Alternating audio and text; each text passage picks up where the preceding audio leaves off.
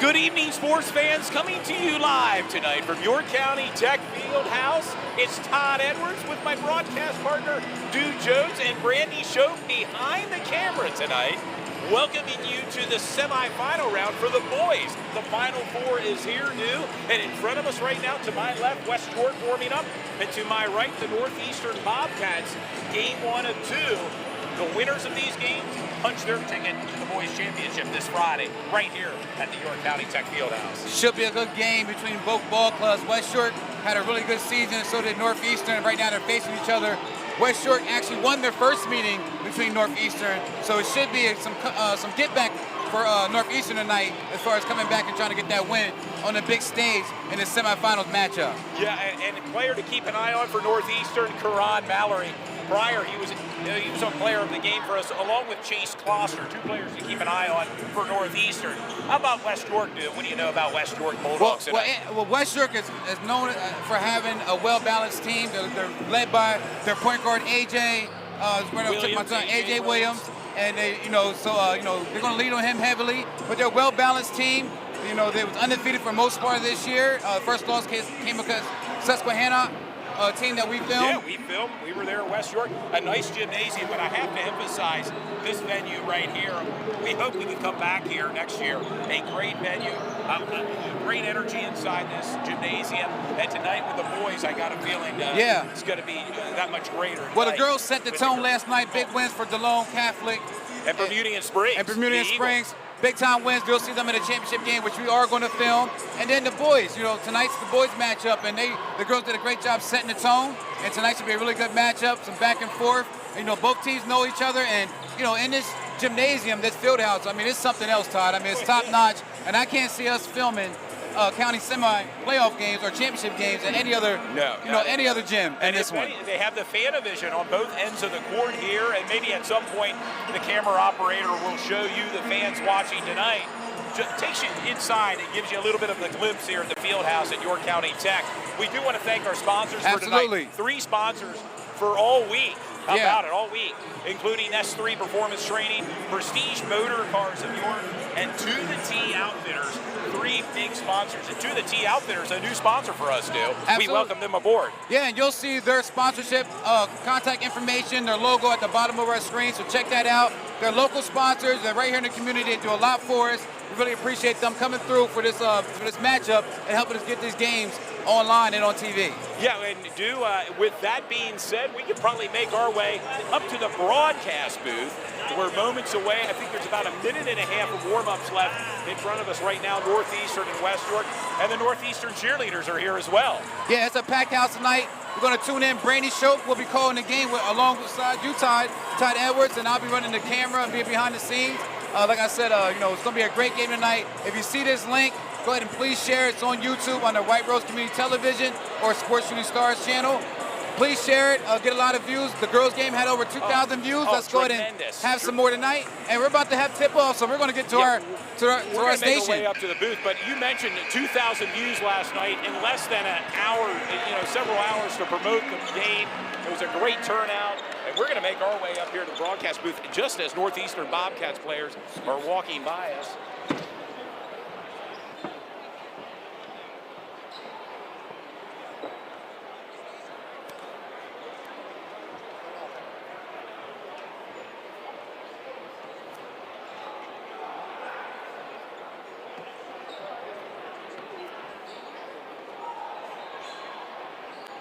And we're back up to the broadcast booth and ready for a good show tonight. I'm going to pass the mic off to our good friend and colleague and our guest commentator for tonight, Brandy Shope. And here she is.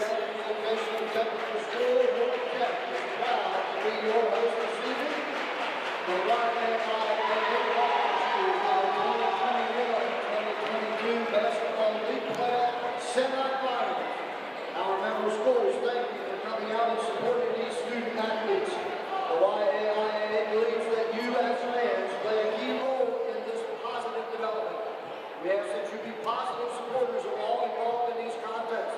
Any profane, racial, and sexist comments or other intimidating actions directed at officials, student athletes, coaches, team representatives, or other spectators will not be tolerated and are grounds for removal from the game.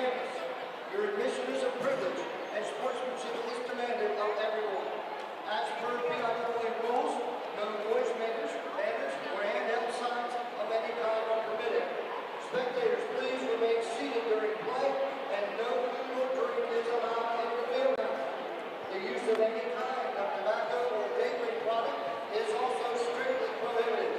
Any persons not conducting themselves appropriately will be removed from the event. If during the course of the game you have an emergency or need assistance in any way, please see one of the event staff. And finally, fans, for the safety of the players, please do not walk on the court when entering or leaving the field house. Please stay off the court at all times. And when you exit, you must exit up and out the main entrance. Thank you for your cooperation. Good luck to all those involved, and enjoy the games. And now, let's meet tonight's starting lineups. First for the West York Bulldogs. Starting at guard, a 6-foot senior, number 3, James Walker. Starting at forward, a 6'1" junior, number 5, Brandon Dent. Starting at guard, a 5'10" junior, number 23, David McBradley. Starting at forward, a 6'3" senior, number 34, AJ Williams. And starting at center, a 6'4" senior, number 40, Jamal Powell. And there you have it, sports fans, the player introductions for West York. We're going to have Northeastern coming up here, but joined in the broadcast booth by Brandy Shope of back-to-back nights. Broadcast duty, Brandy. Welcome back. I can't imagine doing anything else. Starting at forward, a 6'4" junior, number 12, Chase Boston. Starting at guard, a 6'1" sophomore, number 15, Evan Jennings. Starting at guard, a 6'1" senior, number 22,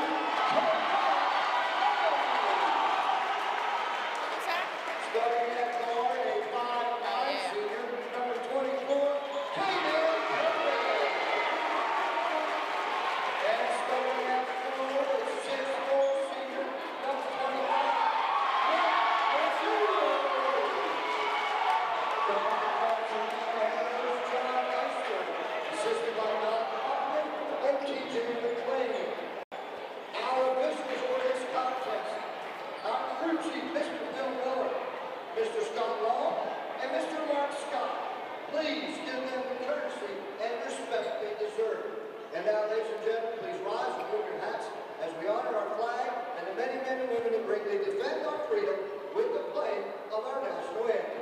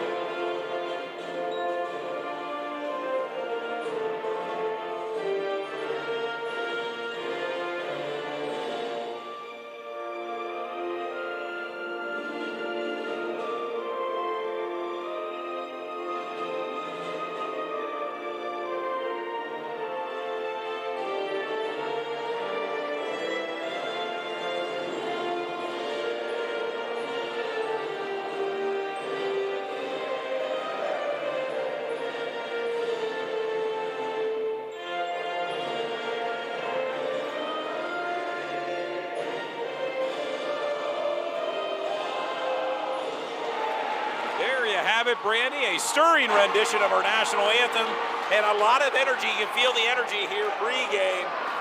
Both student sections are well represented from West York and Northeastern. You know, I thought it was packed last night, Todd, Oh, no. but I think there's full capacity for even more tonight. Full capacity, standing room only signs are put out up here on the upper deck here. They're standing around the guardrail, and it should make for some fun energy and excitement tonight inside the field house here at York County Tech.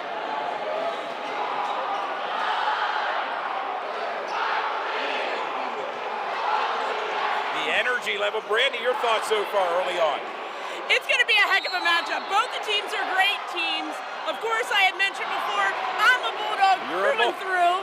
But Bulldogs, it's still going to be a challenge. They're going to have to play their best basketball to beat this tough Northeastern squad. Yep. West York in their all blue jerseys. Northeastern predominantly in their white with orange trim.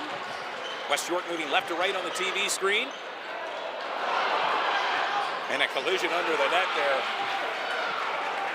And we are just underway. We thank you for tuning in tonight to Sports Shooting Stars. It's Todd Edwards, Brandy Show, back for round 2, and we'll be here all week. The girls' championship game tomorrow, we will be filming, and the boys' championship Friday, all taking place right here at York County Tech Fieldhouse. Northeastern with the ball. Evan Jennings out there, Caden Perez, Chase Kloster, Karan Mallory, and Nick Rizzuto, the starters for Northeastern. For West York, Jaden Walker.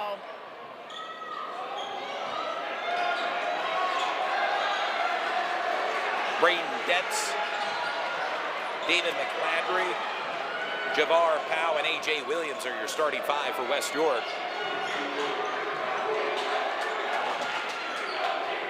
And Northeastern being patient right now, Brandy. Karan Mallory for a 3-point attempt. Comes up short. West York's possession. Bringing the ball up court, Jaden Walker, a 6-foot senior.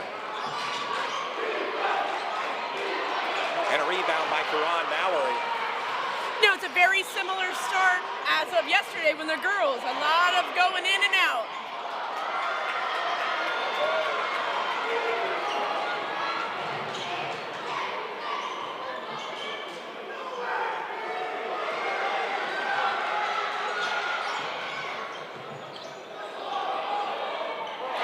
First points belong to Jane Walker. And West York breaks the ice first, Brandy, with a 2-0 lead with just under 6 minutes to go here in the opening quarter from York County Tech Fieldhouse. The winner here punches their way to the boys' championship this Friday. Northeastern's running a very patient offense, looking for the right shot, waiting for West York to make a mistake. You wouldn't expect anything else under head coach John Eister as a coach. Longtime coach here at Northeastern. A lot of success here with the Bobcats over the years. And the kick out. And the put in by Chase Kloster, a former Sports Shooting Stars player of the game for us. Other than the county championship, that was my first game back. Northeastern had a heck of a game against Susquehanna Township. And the give underneath. Shots not falling in early for West York. Game knotted up 2-2 right now, under 5 minutes. A 3-point shot and a big shot there by Evan Jennings. And that brings the Northeastern fan base to their feet tonight. Well, and it gives Northeastern. It's going to be a loud one tonight, I can tell. A lot of energy. We had a lot of energy last night for the girls. I think it might be ramped up a decibel level or two here tonight for the boys' action.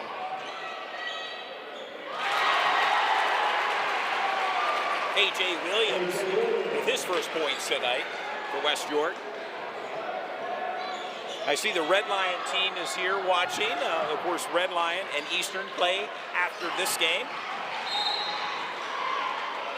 A doubleheader of action with Sports Shooting Stars as we bring the game to you this Wednesday night.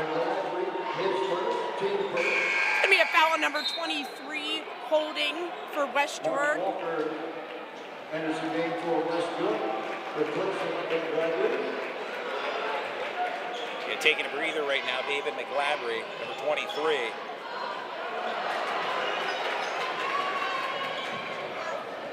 And Mark Walker in for West York. And the put in by Javar Powell, his first points tonight, Brandy. And I know you're trying to control your excitement. You're a West York supporter. School board member, have kids that play for West York. All of the above, alumni. huh? check all the boxes. There we go.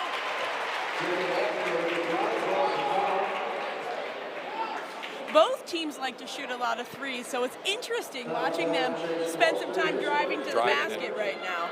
Both teams are doing that, but I won't be surprised when Karan heats up, starts shooting some threes, as well as Jaden Walker.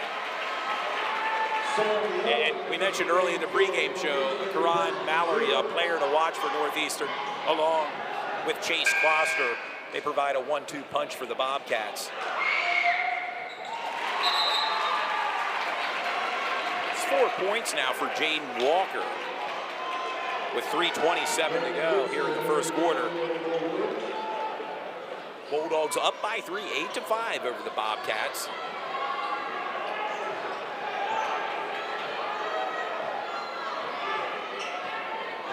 Number 24, Caden Perez bringing the ball up court, gives to Karan Mallory from downtown, a big three-point shot. You mentioned it, Brandy. It's like I spoke it into existence, didn't I? Karan Mallory's first points, a big three. And ties things up tonight, 8-8 between the Bulldogs and the Bobcats. Jaden Walker with a nice move to the net. 6 points for Jaden Walker early right now. He has been a big leader on this West York team this year.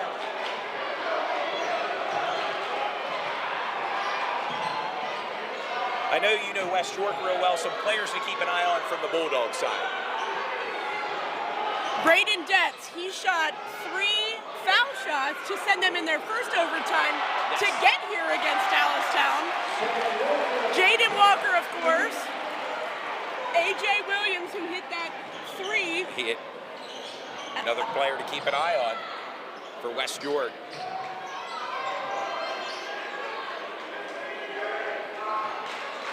West York coached by Garrett Bull.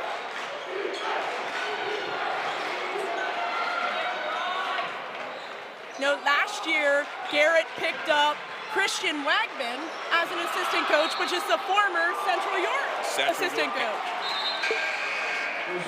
And I do notice down in the fans that Kevin Sheeler, the former coach from Central, is watching his protege down there. West York with the possession and the ball in the net.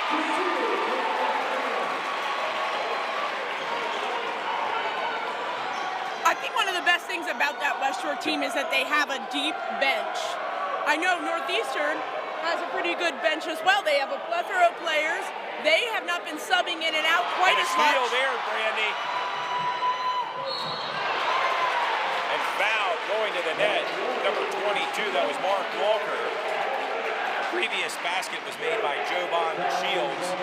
But right now, Mark Walker sent to the charity line, looking for his first points in tonight's game. A 2-point lead for West York.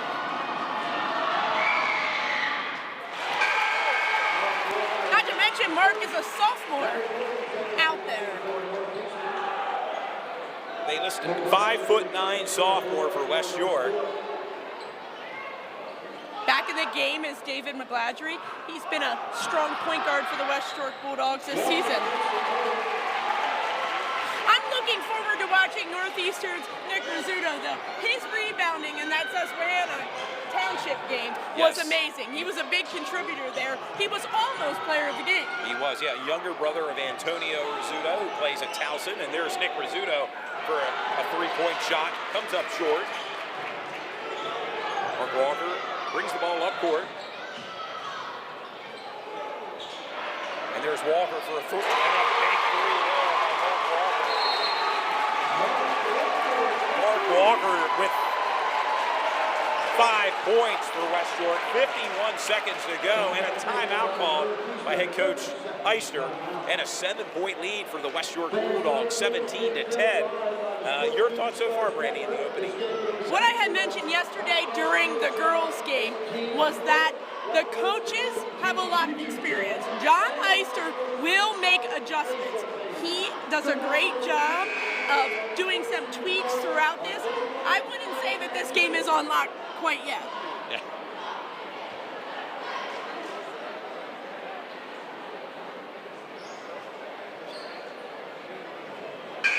Fans still filing in here, Brandy, as a much bigger crowd here tonight than last night.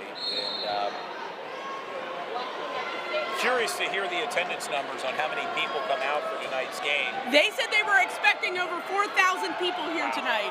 There we have it, and it looks and feels every bit of that right now.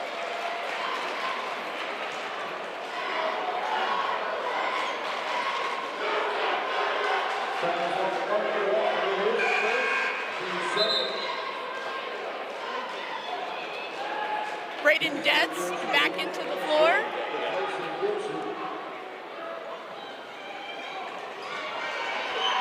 Karan Mallory for three, and big time three by Karan Mallory. 6 points from Karan Mallory, and he seems to be getting warmed up for the Bobcats. West York's holding the last shot right now. With 21 seconds and counting here, the Bulldogs seem content to hold for the final possession here in the first quarter. West York a 4-point lead right now. And the Northeastern Zoom section trying to make some noise. There's a 3-point shot, and made a big lead by Jane Walker. Gives Jane Walker 9 points. And what a way to end the first quarter if you're a West York Bulldog fan. They're up by 7, 20-13 over Northeastern, Brandy. I can't help but be excited. I'm over here watching, checking out the crowd right now. I see a lot of West York alumni. 1,000-point scorer Matt Cotton is here. I see 1,000-point scorer from York High, Scott Dole. His son is playing for West York. Well, there's a lot of different people again tonight, not just Northeastern and West York, but a plethora of people. A lot of different schools represented here tonight at York County Tech Fieldhouse, and it will be a good time to thank our sponsors for tonight's game. S3 Performance Training, Prestige Motor Cars of York, and To The T Outfitters are 3 sponsors, not just for tonight, but all week long, as we'll be kind of camped out here all week. We'll be back tomorrow for the Girls Championship featuring Bermudian Springs and Delone Catholic. And then Friday, one of these 2 teams will be playing Friday in the Boys Championship, as, again, the winner of this game will play the winner of Eastern and Red Lion.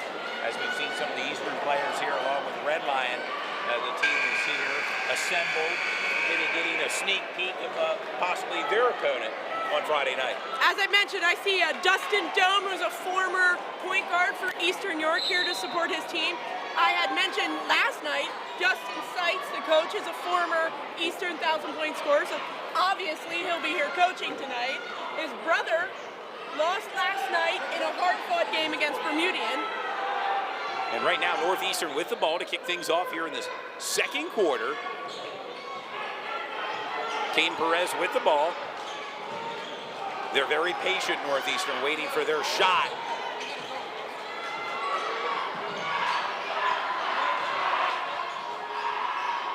Chase Gloucester down low in the post.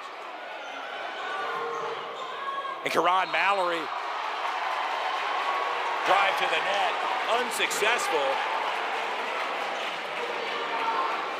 Looks like West York is trying to face guard Karan Mallory, really playing a tight pressure on him, knowing that once he pops off, which he's already started to heat up, it's going to be hard to stop him. It's good. We have seen that in past broadcasts, and certainly tonight, if Karan Mallory gets into that rhythm, it could be tough for the Bulldogs to contend with. But right now, the Bulldogs with a 7-point edge. They're in the driver's seat right now, West York. The Bobcats are going ahead and moving into a zone defense right now, trying to force West York to shoot the ball outside and make mistakes.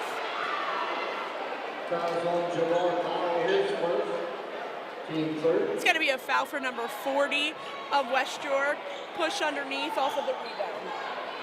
Javar Powell with a foul. Right now, Caden Perez bringing the ball up court for Northeastern.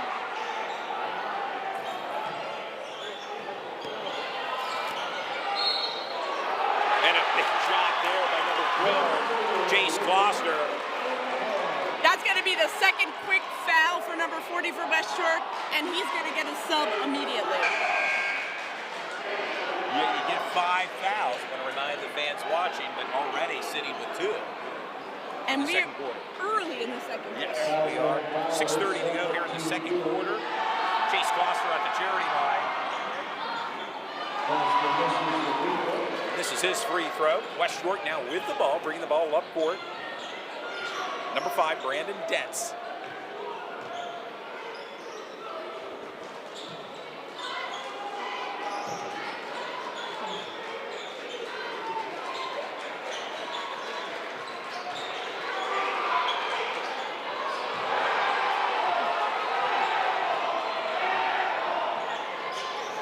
And the Northeastern school section getting on the air ball by the West York player. Great hustle play by Braden Dentz. To retrieve the ball and give West York the possession.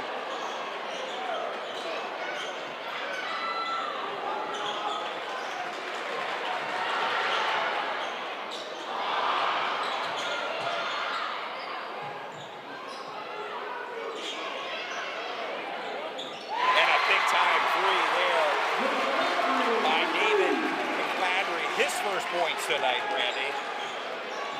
He's usually an extremely explosive point guard, so I have a feeling we're going to be calling his name more often. Well, I remember the broadcast when Susquehanna traveled to West York. He was a player along with A.J. Williams. We called their name quite often. Jake Ashley, also West York is really moving a lot of players in and out of the game. They're trying to run a very, very tight man defense right now, giving each player a little bit of a break, catch their breath so that they can play tight. Right now, West York with the possession, under 5 minutes to go here in the second quarter.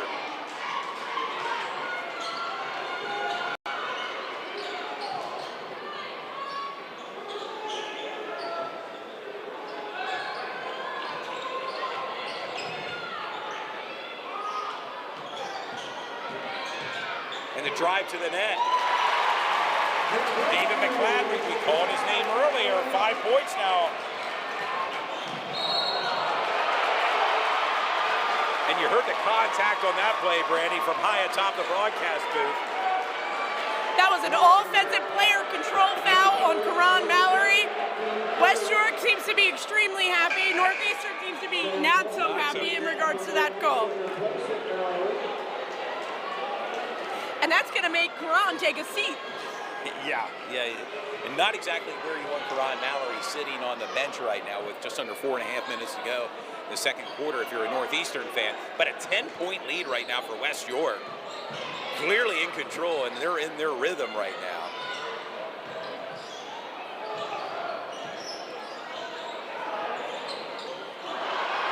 Rebound by Caden Perez, bringing the ball up court for Northeastern.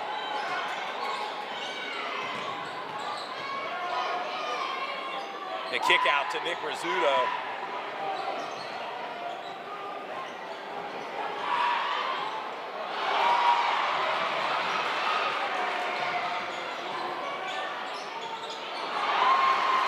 That's a big tips by A.J. Williams. Yeah, 2 times drove to the basket, 2 times tipped it out.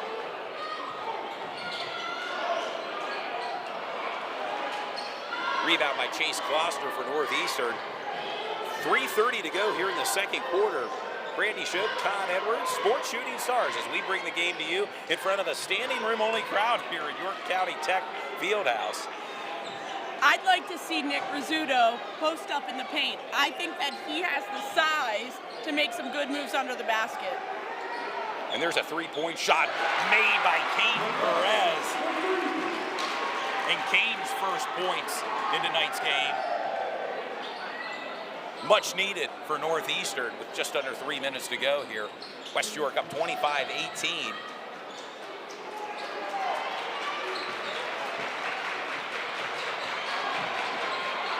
And a nice move there by A.J. Williams. 4 points for A.J. Williams. And a timeout call. right now. It's a great time to mention our sponsors. S3 Performance Training, the leading training facility for student athletes in the 717 area and beyond.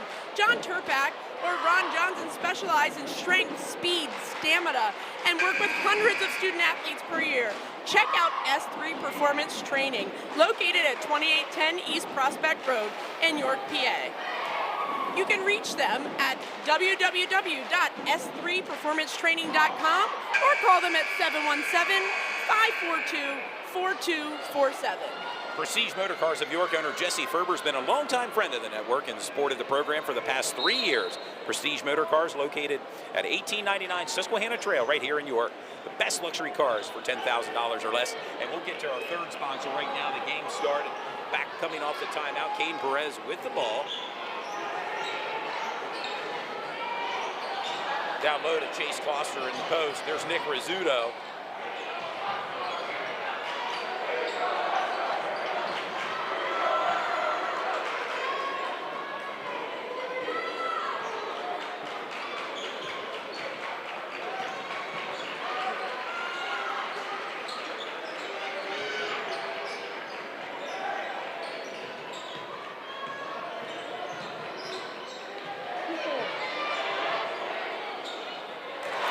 Put in. Chase Kloster. I don't know if you were watching that, but Chase Kloster was putting a lot of work in against Chase Nicely from West York. Back and forth on the blocks. And Chase Kloster now with 6 points. Pulls Bobcats within 7. 27-20 right now. West York has the lead. With just over a minute and a half to go here before halftime.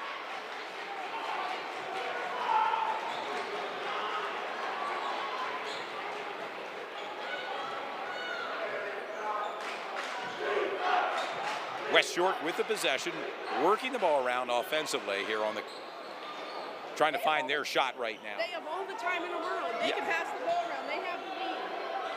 Northeastern's going to have to come up and make them shoot.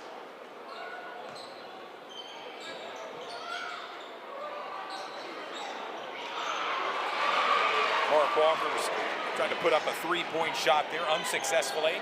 Evan Jennings bringing the ball up court now for Northeastern. We're under a minute to go here before halftime in front of a standing room only crowd.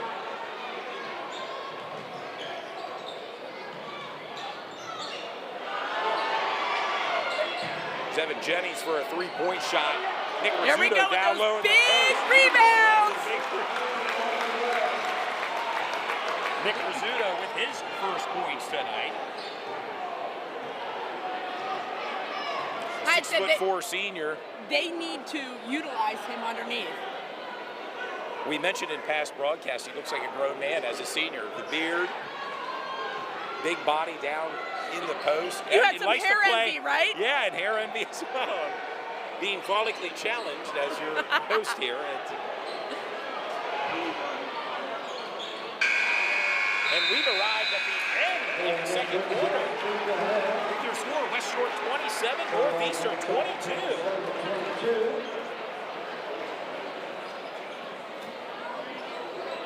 Go through some of the point scores right now.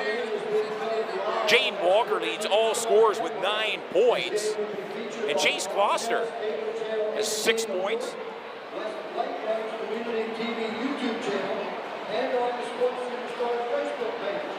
Look up to those teams and remember to like Sports Superstars on Facebook, Instagram, and Twitter. Thank you. WSSF is a proud sponsor of the YAIA playoffs. Services include orthopedic and spine care, sports medicine, and urgent care. You will find WSSF in York, Andover, and Gettysburg. We're going to give a big shout out to tonight's sponsors. We want to say thank you to our newest sponsor, To The T Outfitters, locally owned by Chris Markey. To The T Outfitters has been in business the past 16 years. They're located on 10 Church Road, York, PA 17406. That is their new facility. They have expanded. They continue to grow. To The T Outfitters is your #1 shop for all screen printing, embroidery, and team apparel. It's where teams go to get their gear. And on a personal plug, that's exactly where I went. End Manchester Township for our sports gear. Chris Markey does a great job. His whole team, great customer service. Their phone number is 717-718-5532. Great.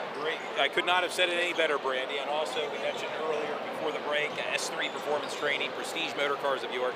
And as Brandy mentioned, To the T Outfitters, our 3 sponsors all week long here, including the championship games. Tomorrow, the girls take center stage here with Bermudian Springs and DeLone Catholic. And then Friday, one of these 2 teams out here warming up, either Eastern York or Red Lion, will be playing in the boys championship. Those games tip off scheduled for 7 p.m. We'll probably go on the air at around 6:45. So we'll be able to get here a little later at the gymnasium. No double header action tomorrow and Friday. Single game action for the championship games right here. And looking forward to it, Brandy. Quick shout out. As I had mentioned in the past, the PIAA is looking for basketball officials. I see many basketball officials in the fans. They're continuing to watch their craft, continuing to learn. We need you. If you're a basketball lover, if you're a sports lover, if you just want to make some extra money, please apply at PIAA.org. And we have a great mentorship program. We'd love to have you, and we're continuing to look for officials. There you go. If you're interested, there is a need, much like a lot of employers are in need of employees, no different at the PIAA level with referees. Sign up, and of course, it's an exciting time if you're a high school basketball fan, Brandy. You have the county championships this week, and then the districts start next week with this West York Ball Club hosting the opening round district matchup against Big Springs next Monday. I am definitely looking forward to that. I'm trying my best to hold back for everyone that's watching. I'm trying to be as impartial as possible, but go Bulldogs. Go Bulldogs. There you go. And we are at halftime right now. Again, the score, West York 27, Northeastern 22. We're going to take a brief break in the action, and we'll resume our coverage momentarily right here with Brandy Shope, Todd Edwards, and Sports Shooting Stars, and you for tuning in tonight. Thank you.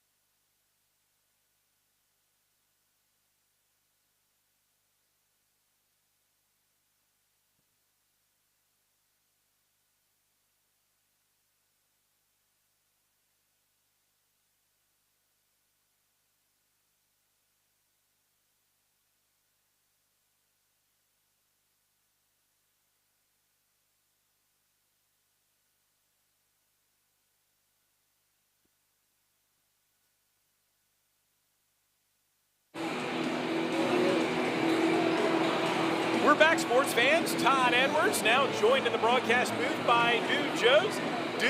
Your thoughts on the first half between the West York Bulldogs and the Northeastern Bobcats? I think it was a good first half. Both ball clubs came out to play, but I do believe that West York is a little bit. They seem more confident, and they're playing at a higher level at this point. Seems like Northeastern, which I don't normally see, playing a little passive. I know they like to be patient under Coach Eister and run the offense, but it seems like they've been a little bit passive. And to be honest with you, Karan Mallory hasn't had the best first half so far. He hasn't had a bad first half, but he's one of those guys that can have 12 to 15 points. And right now, I think he's sitting around 6 points, I believe. Yes, he has 6 points right now. Along with Chase Gloucester, both have 6 points for Northeastern. Chase Gloucester doing a great job at down low, banging, doing what he normally does, having some of the offense facilitate through him. It's just going to be really interesting to see how they do the second half. I do believe for Northeastern to stay in this game, they have to pick up the intensity. They're playing a little bit passive, and, I know about being patient, but it look a little passive to me right now. So, and West York, those guys have been playing with each other for the last couple of years. It's on display tonight. They know where the guys are at. They're very confident. There's student bodies out here as well as Northeastern, but it's a fired up crowd, and West York right now is really playing off that energy. I'd like to see Northeastern come back and do that as well in the second half. Well, a lot of energy, a lot of heat, a lot of people in here. You estimated 2,000 fans? 2,000 to 4,000 fans. They're suggesting, which is just an incredible number. And what a way to christen this field house with this crowd, and it's just great to see the fans back inside. Absolutely. These games. They bring a lot of energy and passion to the sport. Thought we wasn't going to see this for a while, but it's great to have this type of atmosphere back in York County, and York County School of Technology did a great job rolling out the red carpet for us, to be honest with you. We have a podium, we have our space, we have our, a lot of generosity from the AD Caruso, Ray Caruso. Big shout out to him as well. And this may be a place, if you're looking to get in a trade technical and acquire that skill, hey, with minimal amount of training, you can come out with a great talent and skill and make great money.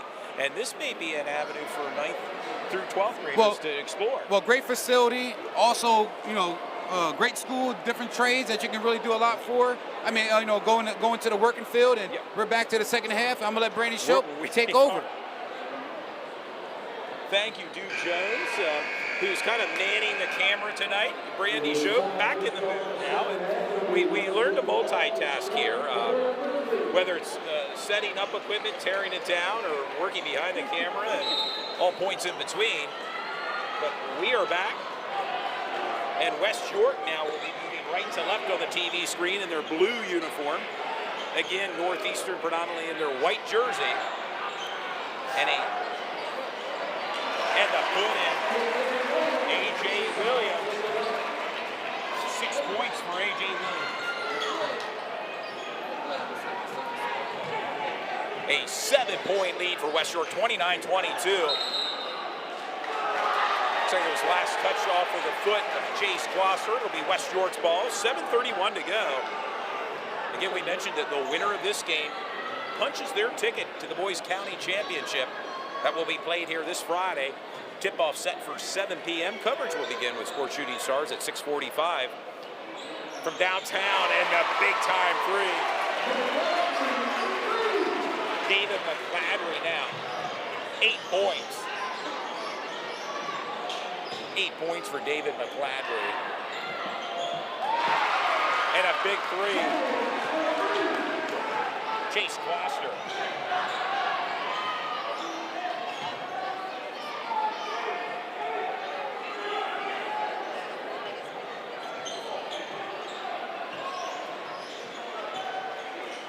Jane Walker with the ball. Give to Brandon Detz. Detz makes his move to the net. Braden. Brayton with the bucket.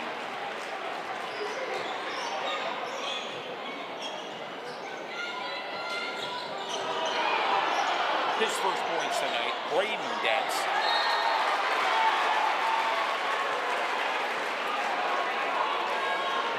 Northeastern is going to have to clean up some of these passes. They have had multiple turnovers, and I'm not used to seeing that from this team. Yeah, very unusual. Northeastern seems to be slow out of the gate tonight, but a lot on the line right now. One of these teams advancing to the boys' championship game. Next shot goes in and out of the bucket. And under the net there, Javar Powell, who gets fouled on that play with 6:01 to go. West York 34, Northeastern 25. West York is definitely setting the pace, but again, I believe that Northeastern's coach is going to make some of these adjustments. Karan was out a little bit at the end of the second half due to some foul trouble.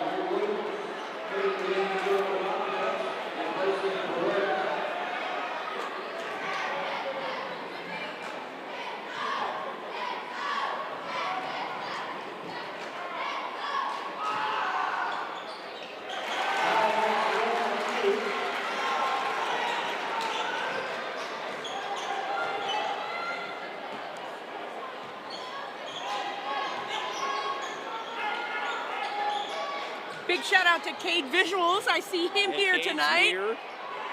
Looking forward to a great compilation after this. He always puts together a great compilation.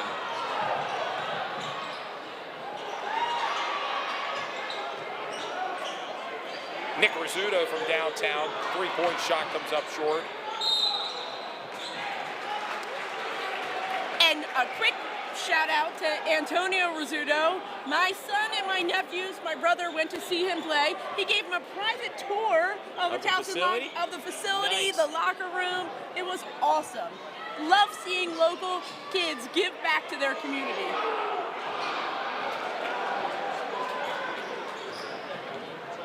Believe Antonio initially played for the University of Albany and then transferred and is now a Towson Tiger. That's correct.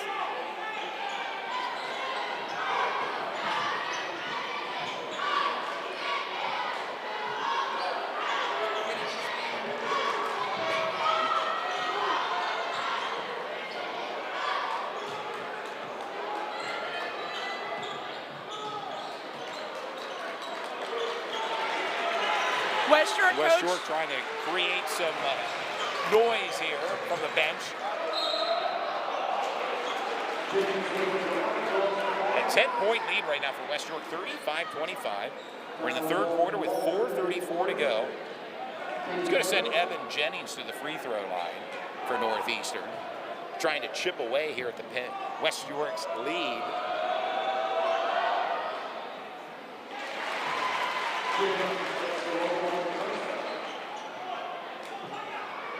Seven points now for Evan Jennings. Nick Rizzuto with the rebound down low. And Nick's going to get his shot at the charity line here.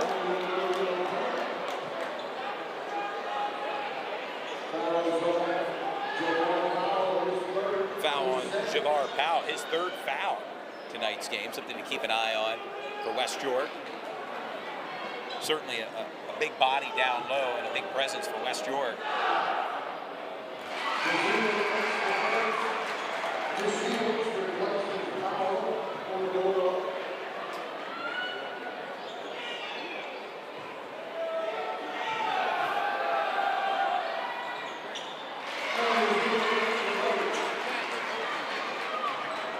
4 points for Nick Rizzuto. And just a heads up that the live chat is open. Any comments on possible player of the tournament? We're not doing player of the game, but we are doing player of the tournament. So if you have any suggestions, please pass those on. And we would love to talk to you or keep it up in the chat today. West York being patient now, working the ball around offensively.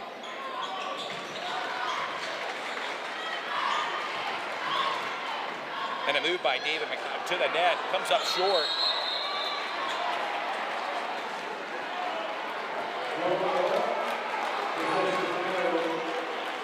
It's going to be a jump ball, and the possession's going to go to Northeastern.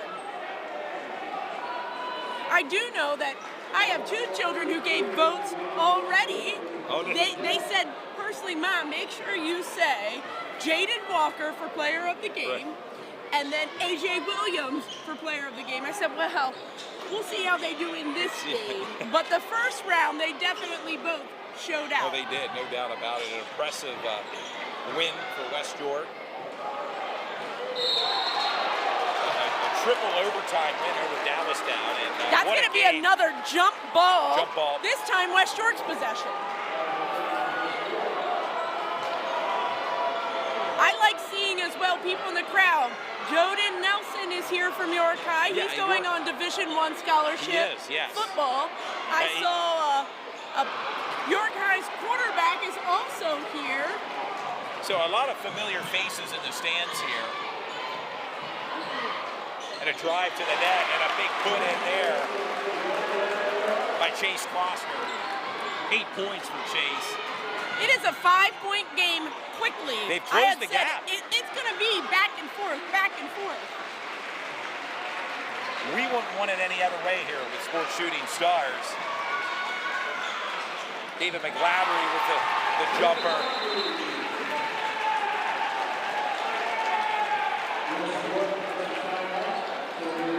10 points for David McGladdery and a timeout called right now. West York with a 7-point lead, 37-30 right now over Northeastern with 2:49 to go. And it seems as if there's more and more people coming into this game. It's really amazing to me the amount of fans that have come out here to the county semifinal round. And I can only imagine what the crowds are going to be like tomorrow night here and Friday for the championship round, Brandy. A quick mention to the T Outfitters, our newest sponsor, locally owned by Chris Markey. To the T has been in business for the past 16 years. They just opened a new facility.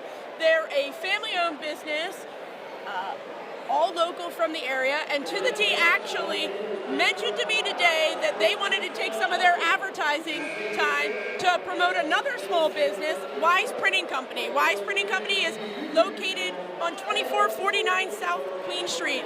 They are for all of your printing needs. So different than To the T that does screen printing and embroidery, they do printing press. So business cards, form, letterheads. So thank you to the T for also promoting another small business. That happens to be my family business. To the T is a great friend of ours, and we just want to say thank you to them. We really appreciate their support and their business over the years. And also S3 Performance Training and Prestige Motor Cars of York, all sponsors for tonight's game. In the stands tonight is Jesse Ferber and his wife Jen Ferber. West York supporters as well, rooting on West York. And sponsoring all these games. It's a 2-for-1 deal. No wondering where Jesse Ferber's allegiance follows tonight. Certainly behind the blue and white of West York.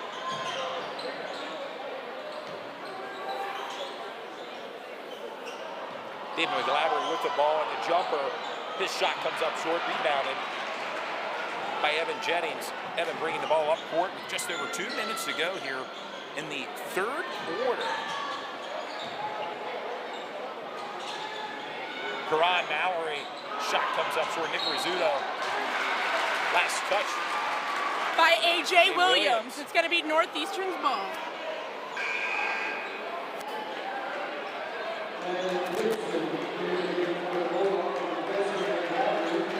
I don't think we're going to be in any short supply of exciting basketball this evening, Todd.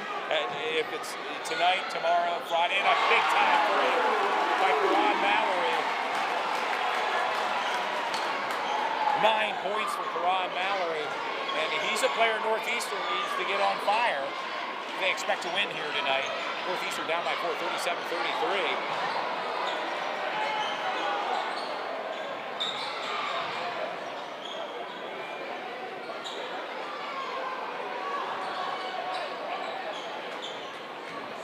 Walker to the net. It's going to be a foul on number 12 from Northeastern.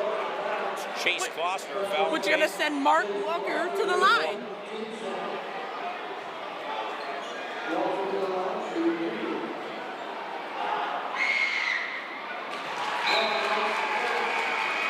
Six points now for Mark. And a 5-point lead for West York. 1:25 to go.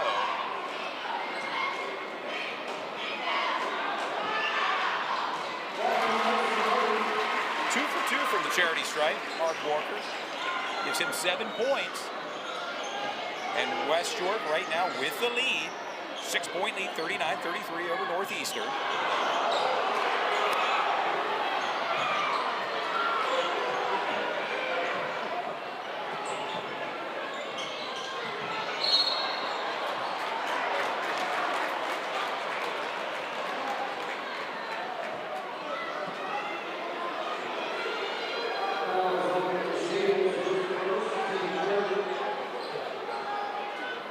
Northeastern maintains possession. There's Chase Gloucester down low.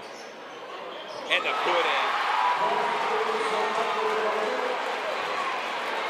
10 points for Chase Gloucester. He hits double digits with under a minute to go here in the third quarter.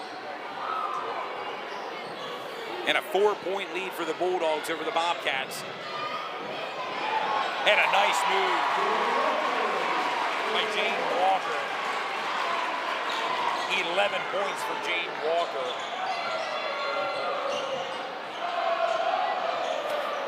What a shot.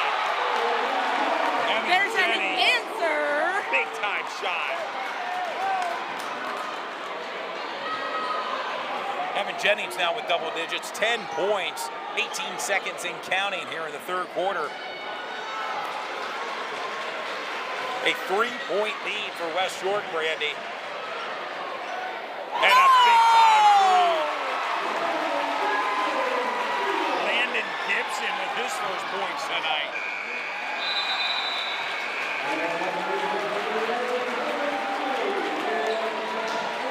Just to mention some of the things that are happening on our chat tonight. Some fans had mentioned, where can you get tickets for tomorrow's game? Bermudian is selling tickets at the high school office until noon. They're $6 for adults and $4 for children. Yeah, it was it's great intel. It was my understanding tickets were only being sold at the door. So obviously, Bermudian Springs has an allotment of tickets, as you mentioned, that are selling tickets till noon tomorrow at their high school. It's in a battle of Adams County tomorrow, really. You have Bermudian and Springs taking on DeLone Catholic in YAIAA action. An interesting matchup. It's going to be a great game. Both of those lady teams are fantastic. So it'll definitely be a battle of the wills tomorrow. Yeah, we saw DeLone Catholic defeat Dallastown. Bermudian Springs defeated Eastern York. Also, some of our fans wanted to give a shout out from Sunny Runga to his students Dave McGladry, AJ Williams, and Javon DeShields.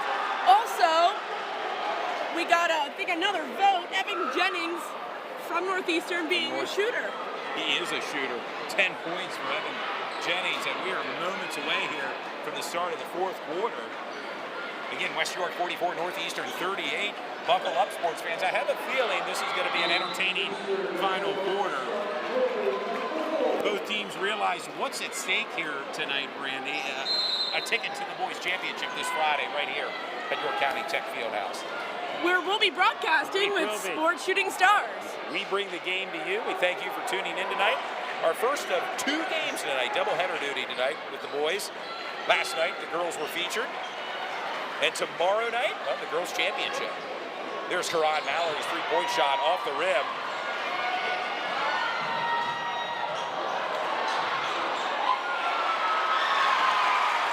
Mark Walker looking for the foul, doesn't get it, grabs his own rebound, and finishes. And gets the bucket at 9 points. There's Nick Rizzuto's shot.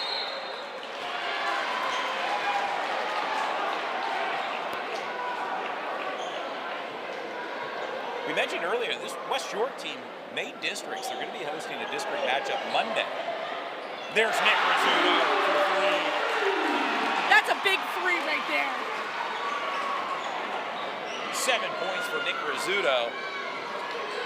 And Northeastern needs those shots. Maybe a couple more raining threes from Northeastern. Down by 5, 46-41. And it's interesting how the game has evolved.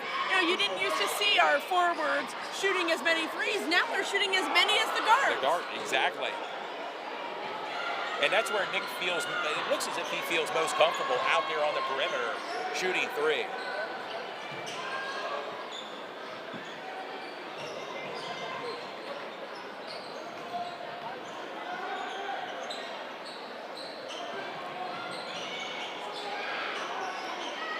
West York being patient right now, moving the ball around. Clearly in no hurry to take a shot. What a spin move. And an even better pass. You got to finish that. Yeah, they scramble for the ball. Karan Mallory bringing the ball up court for Northeastern. What a momentum shift right there. Oh my gosh. And again, missed opportunities. Finish those. Both sequences there, yep. Came up a bit short for both teams. We'll see. What a spin move there. Mark's spin move is sick. It is. And it gets quite the reaction from the crowd here.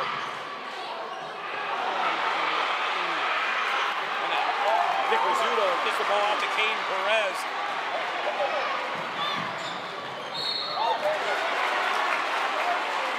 That's a good foul by Mark Walker. Yeah, Mark. Honestly, Caron was going to shoot that three and probably make it. 5:38 to go. And what a game here tonight. The opening game tonight, game 1 of 2. We couldn't ask for a better matchup here tonight between Northeastern and West York.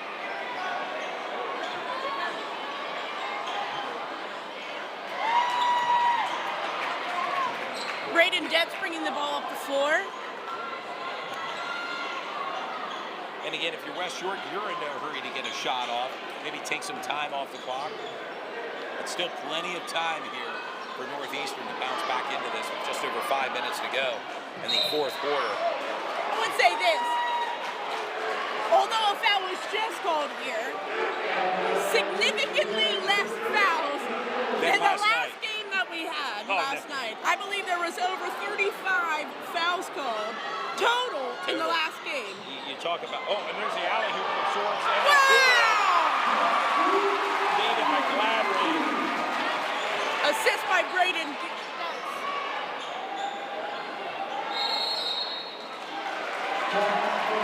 Timeout called by Coach Eister of Northeastern. A 7-point lead for West York, 48-41 with 5:02 to go. And I want to thank our sponsors for tonight's broadcast. S3 Performance Training. We have Prestige Motor Cars of York and To the T Outfitters, all sponsors for tonight's game. And not to mention, they're going to be sponsors all week for Sports Shooting Stars. As a packed house has converged here at York County Tech Fieldhouse. At some points, it's standing room only. We have people standing inside the aisles the whole way around this gymnasium. A big shout out to York Tech for the Jumbotrons that help us see the stats throughout the game as well. It certainly does help. And the West York student section is alive and well. Not to mention Northeastern all decked out in their orange. Must be an orange out for Northeastern tonight, their student section. And we are back coming off the timeout. Northeastern's possession. Kane Perez with the ball. Give to Chase Kloster down low. And Chase is clearly easy to identify with that white headband on. It's a staple for Chase as he heads to the charity line. 10 points for. And this is where Coach Bull has to make a decision. That's a senior, number 40 from West York. That's his 4th foul. He's holding him in. I see the Eastern girls basketball. Eastern girls, yeah. They're here to support the Eastern boys tonight. 2 for 2 from the charity stripe. Chase Kloster now with 12 points. Leads all Northeastern scorers. Former Sports Shooting Stars player of the game, Chase Kloster. Now Northeastern down by 5, 48-43. Go ahead, Brandy. A good shout out to Glenn Ness, who's watching us from Florida. Oh. Thanks for the shout out. Maybe a little warmer down there in the Sunshine State, although with the recent cold spell we had a couple weeks ago, they were getting some cold temperatures there in the morning as well. They were getting some cold temperatures, but it is rising. It's much better than PA right now. No doubt. And a big-time three. Jaden Walker, we're calling his name more, now 14 points. That senior is certainly leading this West York team. Leads all West York scorers for that matter, all scores tonight, again, with 14 points. There's Chase Clausen. West York has to play off on him because they have, number 40 has 4 fouls. He gets 1 more and he's out of the game. So he's playing a little bit of a tentative defense, and Northeastern has to capitalize on that right now.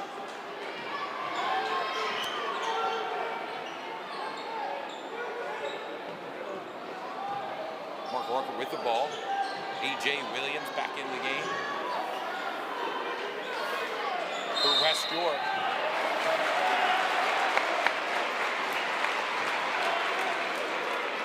West York 51, Northeastern 45, 3:45 to go. It'll be Northeastern's possession. A lot of fans and various media in attendance here as well tonight, covering the semifinal, the Final Four of YAIAA boys basketball. Next up will be Red Lion in Eastern York.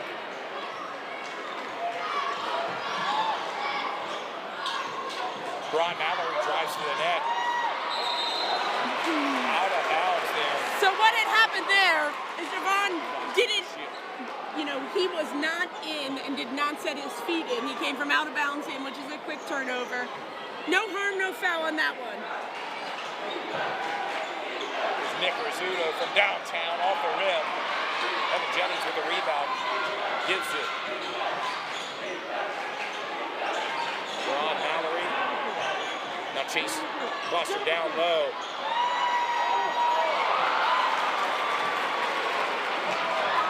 Braden Dent. Braden Dent. Here we go. 4 points for Braden Dent and a timeout called with 3:08 to go. That was a great look forward. Big play for the Bulldogs right there. Quick timeout by Coach Bull, giving his team a breather. West York 53, Northeastern 45. Go ahead, dude. I think it's now's the time to see that three-headed monster that Northeastern has with Rizzuto, Mallory, and also Cloyster. Cloyster's doing a lot on a lot in the paint. Keeping second chance, give them second chances. But right now, they need to really push and get their three-headed monster going. Yeah, no doubt about it. If Northeastern expects to be back into this, Chase Gloucester and Karan Mallory are going to have to play a big part with 3:08 to go. Go ahead, Randy. Just an update, DeLone Catholic is also selling tickets for the same price tomorrow in the main office from 10 a.m. to 1 p.m. So Bermudian selling them, Hey, DeLone selling them. As popular as these tickets are, I mean, I'm not advocating, but I mean, there may be scalping going on here. I mean, the crowd here, it's just incredible. What a great value, too. $6 for adults, $4 for students. It really packs a punch here, and you get your money's worth. And really, oh, that's a big time steal. big steal.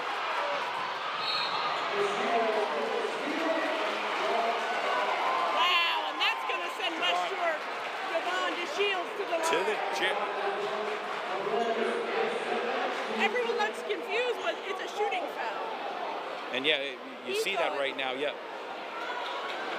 Javon DeShields with 2 points, looking to add to his point total tonight with 2:58 to go. And want to remind the fans, if they want to come out, tickets will be sold at the door as well tomorrow. The doors will open up an hour in advance, so you can be here an hour in advance before the game starts. Tomorrow's tip-off set for 7 p.m. between Bermudian Springs and DeLone Catholic girls.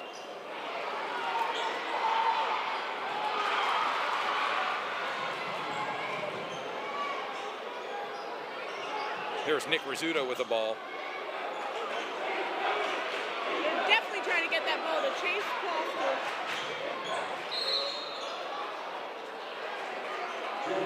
Foul number 5, Braden Dent. Yeah, you're right. You want to get the ball into the hands of number 22, Karan Mallory, or number 12, Chase Gloucester. The time isn't exactly on the side of Northeastern right now. Oh, and a big put in there. 16 points for Chase, and the and one opportunity here. That's a big-time play for Northeastern. They're trying to get their momentum to go back right now. We talk about rhythm a lot in this game, and they're trying to find theirs. And the and one. 17 points for Chase Closter. Want to remind the fans, he leads all scorers tonight. An outstanding performance by Chase Closter. You see, they put David McGladry back in the game. They're going to run with a fast offense right now.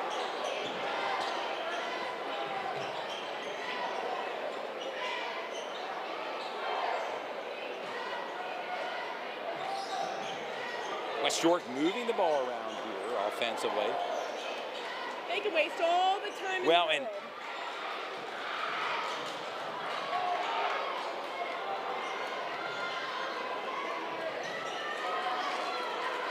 Yeah, no hurry, West York right now with just over 2 minutes to go in the fourth and final quarter. West York 53, Northeastern 48. A little more scoring than last night. How about it, Brandy, in the boys' game? Slightly.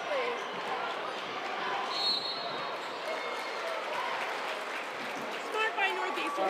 They have to get them to do something. West York just took almost a minute off the clock, passing the ball around. They can continue to do that with a 5-point lead, although I wouldn't be comfortable with this 5-point lead. I'd love to have a little bit more cushion. Jane Walker with the ball to give to Braden Detz.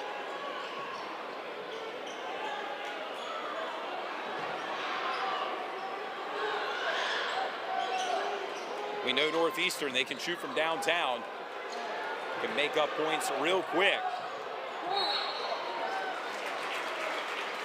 1:28 to go, and they were able to milk some time off the clock, West York. We're going to send Braden Detz to the charity stripe. Braden has 4 points. Again, looking to add more to his total tonight.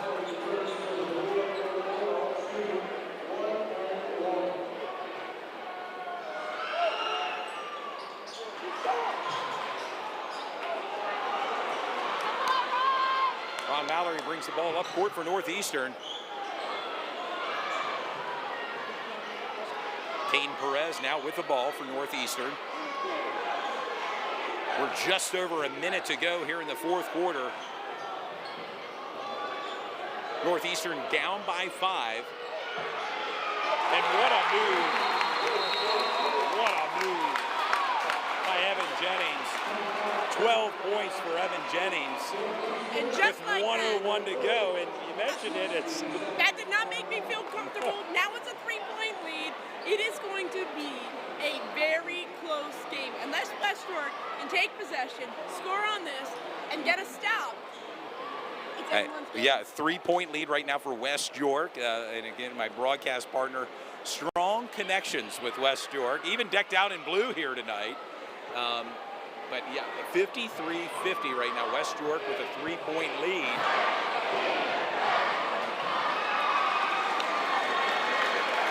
And Northeastern designated as the home team, hence why the cheerleaders are here. I know someone messaged me that last night about the girls' games. Teams are designated the home team. They'll have the opportunity to have their cheerleaders here as the home team.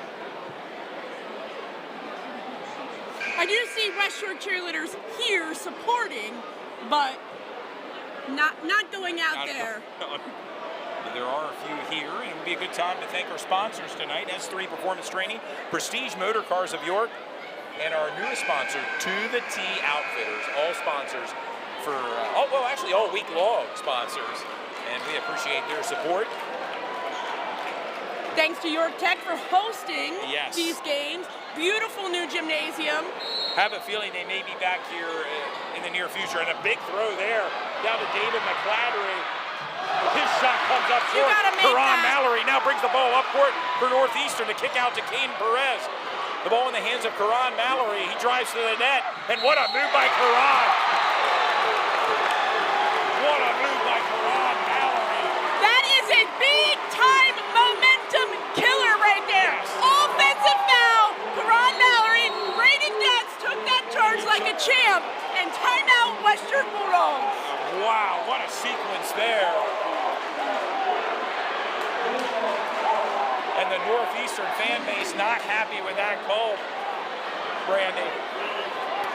From my perspective, that did not look like a charge, but you know, that was a great play. Way to be aggressive for Karan Mallory. He knew it was getting down to the last minute. He has to make something happen, and he went straight to the bucket, made the shot, but the referee saw it a different way and called a charge. but I can't knock Ron Mowry putting it all on the line. And from my angle, that looked like a clean bucket. It should have been an and one, but I'm not a referee. No doubt about it. They're looking for referees, too, by the way. They are looking for referees. But, yeah, you want to put the ball in the hands of your playmaker. That's Karan Mallory. And the ball did fall their way, if you will, on that play. But right now, 49 seconds to go, a timeout called. And back to the drawing board if you're Northeastern, Brandy. That was a big-time momentum shift for West York. Let's see if the timeout cools them down, and let's kind of see what play that they have. And the energy level in here, I thought at one point the roof was going to blow. I mean, just the noise level in here is off the charts. And West York celebrating. Northeastern disappointed in the call. But still plenty of time here, 49 seconds. A lot of basketball. Yes, a lot of basketball here. It'll be West York's possession.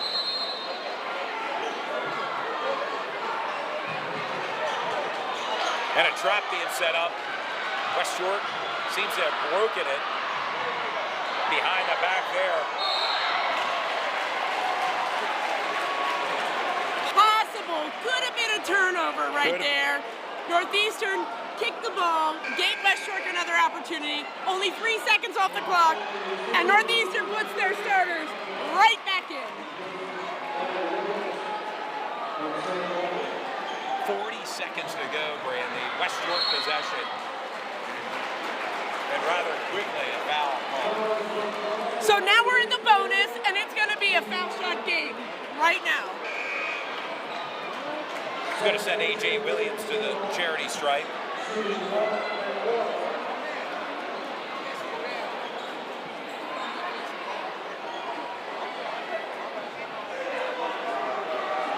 A.J. Williams at the charity stripe. And the bucket's good! Yes, He needs to make this one. it's big right now. Each point's big here.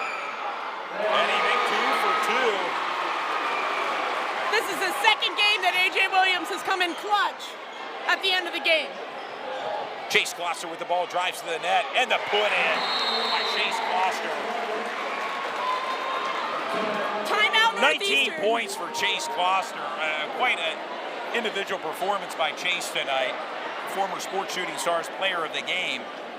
And a 3-point lead now. We're back to that 3-point lead for West York, Brandy.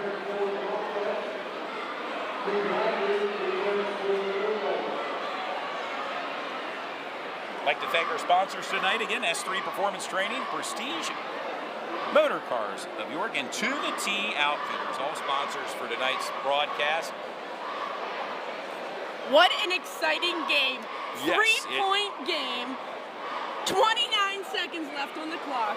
It is any team's game. I can't at this point. West York had dominated throughout this time.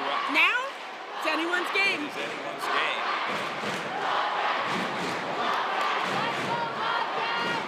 And the Bobcat faithful, as the fans get here, trying to energize their team and maybe will their team to a win here tonight. Down by 3, West York 55, Northeastern 52.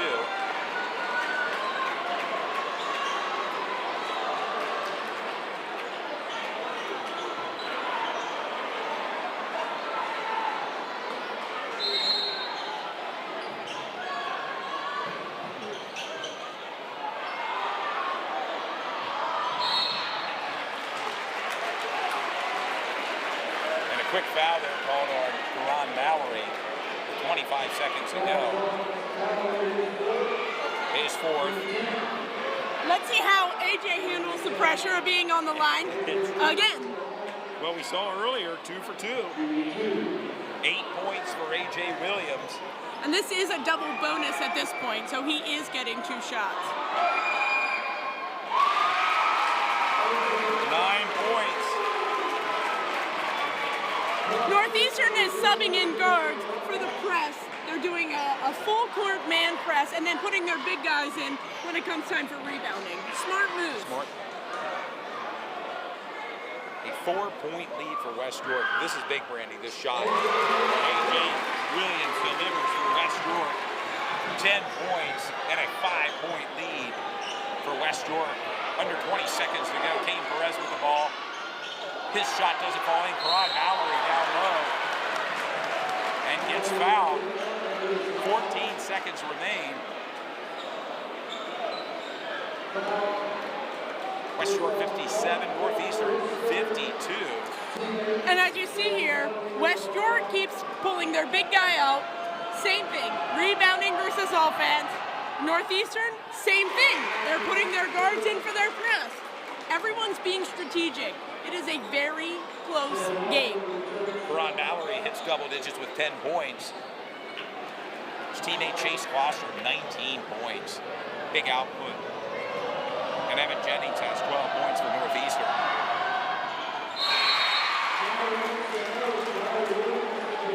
$11 points for Karan Mallory.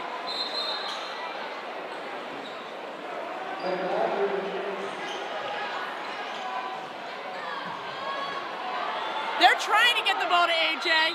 He is consistently one of their top foul shooters, as we can see right now. They're sending him again. And we've seen the success he's had at the free throw line with 10 seconds to go.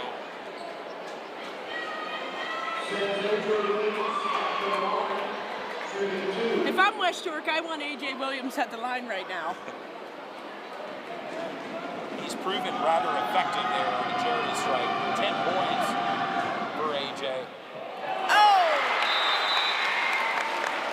And these points, these opportunities are big right now. A 3-point lead, a 4-point lead, and a 3-point lead right now with 10 seconds. A huge difference right now.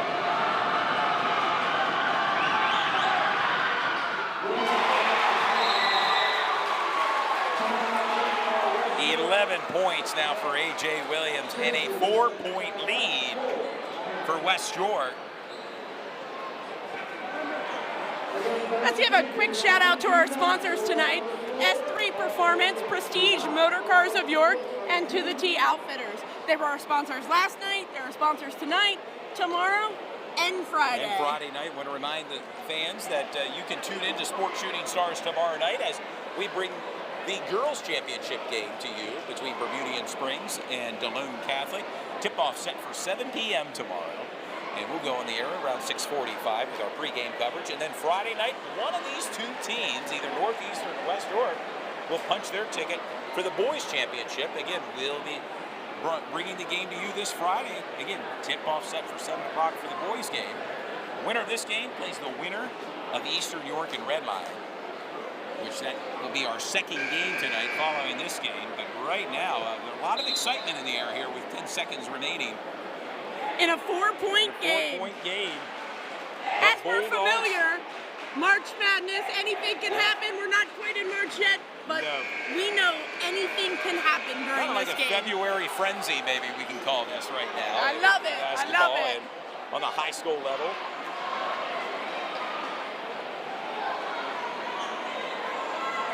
It will be Northeastern's possession with 10 seconds to go. Karan Mallory bringing the ball up court, as you would expect. Nick Rizzuto for a deep three. What a shot by Nick Rizzuto. That was an amazing deep three, huge clutch shot. There, West York was busy watching Karan. Nick was wide open there out on the flank. And a 1-point now. West York clinging to a 1-point lead, 58-57. Hot off the heels of a Nick Rizzuto three. Brings him to double digits with 10 points. Nick Rizzuto on fire here from the 3-point range.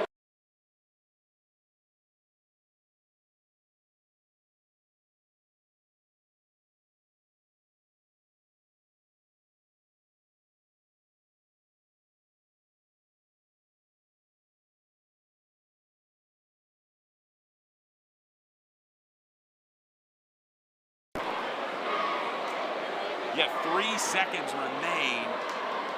A lot on the line. Do not go anywhere, sports fans. This is what these games are all about in broadcast. We did switch battery. I'm being told right now we did switch batteries right now. The old one was at 1%, so. For all the that is watching right now, there was 2.7 seconds left on the clock. After the officials got together, they put 3.3 seconds on the clock. That's still enough time to make a big play.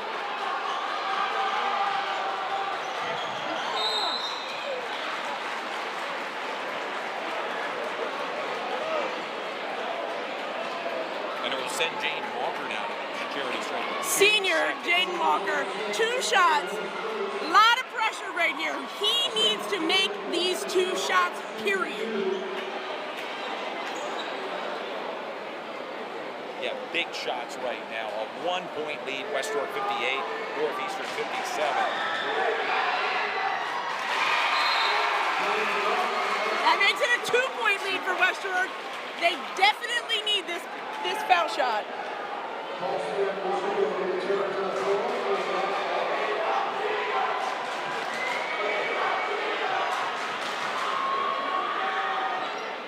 Points for Jaden Walker.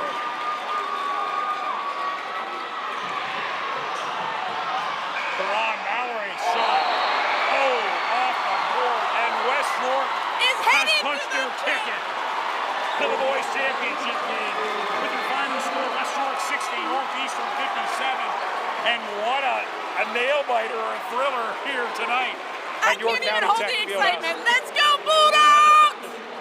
Well, the Bulldogs did it. They have punched their ticket again to the boys' championship game, which will be held this Friday right here. They'll play the winner of either Eastern York or Red Lion, our upcoming game. Next game, I want us to slide over a little bit more. I'm not catching something. I'm going to block off everything from here over. What an amazing game. Northeastern played their hearts out. I was holding my breath. I don't know about you. When Karan threw that shot up, I was definitely holding my breath. If anyone could have made that shot, it would have been Karan Mallory. It would have been him. A former player of the game for Sports Shooting Stars. Northeastern falls just short tonight, but congratulations on a great effort to Northeastern. But West York prevails with the big win tonight, and they again punch their ticket to the boys' championship game, which will be held this Friday. Tip-off set for 7 o'clock as we bring the game to you this Friday with Sports Shooting Stars. We're getting set for our second game tonight. Of course, it will be the Red Lion Lions taking on the Eastern York Gold Knights. Our final game tonight. And I hope it's as exciting as this game, Brandy. I am certainly looking forward to the game. I can't imagine it won't be just as exciting. They have some big-time players on both of their squads. And some of the fans kind of moving in, moving out, based on who they follow here tonight. But we will take a brief break in the action, and we'll resume our coverage here momentarily with Sports Shooting Stars, Brandy Show, Todd Edwards, as we collect ourselves after an exciting first game. Again, West York advancing to the boys' championship game this Friday here at York County Tech Fieldhouse. We'll be back momentarily with more action.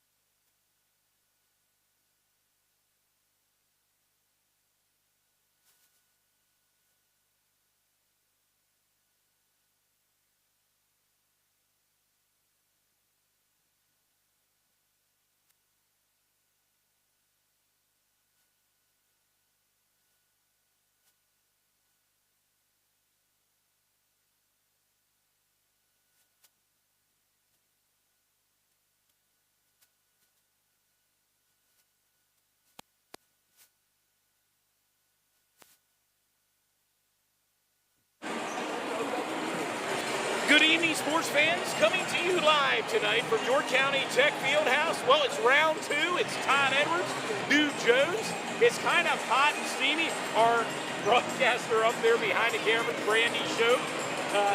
Actually, RB's up there right now, I believe. And RB's up there yeah. as well, helping out. And it's, Kate Burdett's here. Eastern York, Red Lion, round two. I'll tell you what, I hope this game's like our first game. Absolutely. It was a heck of a matchup earlier. West York advancing. They punched their ticket to the finals, and they'll play the winner of Eastern York and this Red Lion team. Yeah, this is part two of our doubleheader tonight. As you said, West York advanced to the boys championship game, and now game two is set up, and I can't wait to see what happens between Red Lion and Eastern York. To keep an eye on. I always like to emphasize this in the broadcast for Eastern York. Keep an eye on Austin Bosman, and they also have a freshman named Carter Walmsley, another player, two big guys that are going to make their presence felt against this Red Lion team. But Red Lion, let's not sleep on Red Lion. They're led by their senior Mason Uri and Evan Watt. Yeah, Red Lion comes in with a record of 18-5, very solid team. Number one team in Division I in the YAIAA. And then you have Eastern York, who are 15-8. But don't let that record confuse you. They're here for a reason. They're playing in the semifinals tonight against a stout team in Red Lion. It should be a really good matchup. They're coached by also Justin Sykes, Eastern York, and he's been known to be around the county. And he's a very good coach, and he does a great job of getting his guys to the next level. How much do you think Eastern would like to have a rematch? They finished second in Division II behind West York. They may want another matchup with West York. Well, tonight's their perfect opportunity to do it in the immaculate Fieldhouse over here at York County School of Technology. I mean, it's expected to have around 2,000 to 4,000 people here tonight, and it's a standing room only event. And so much so that they're kind of filling in around us in the broadcast booth. But yeah. The action is hot and heavy. The atmosphere is phenomenal, and we're glad we can be part of it tonight. Also, dude, why don't we give a shout out to some of our sponsors? S3 Performance Training, a sponsor. How about Prestige Motor Cars of York? And our third sponsor, how about that?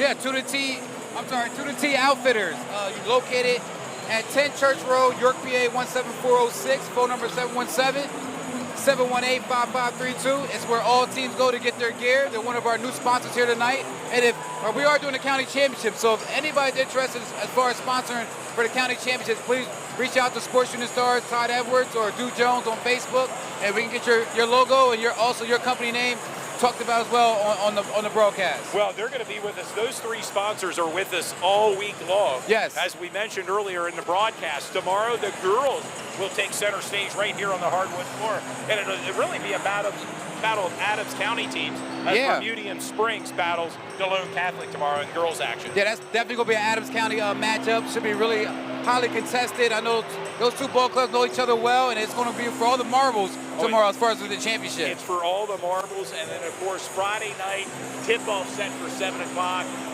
We know the West York Bulldogs have punched their ticket.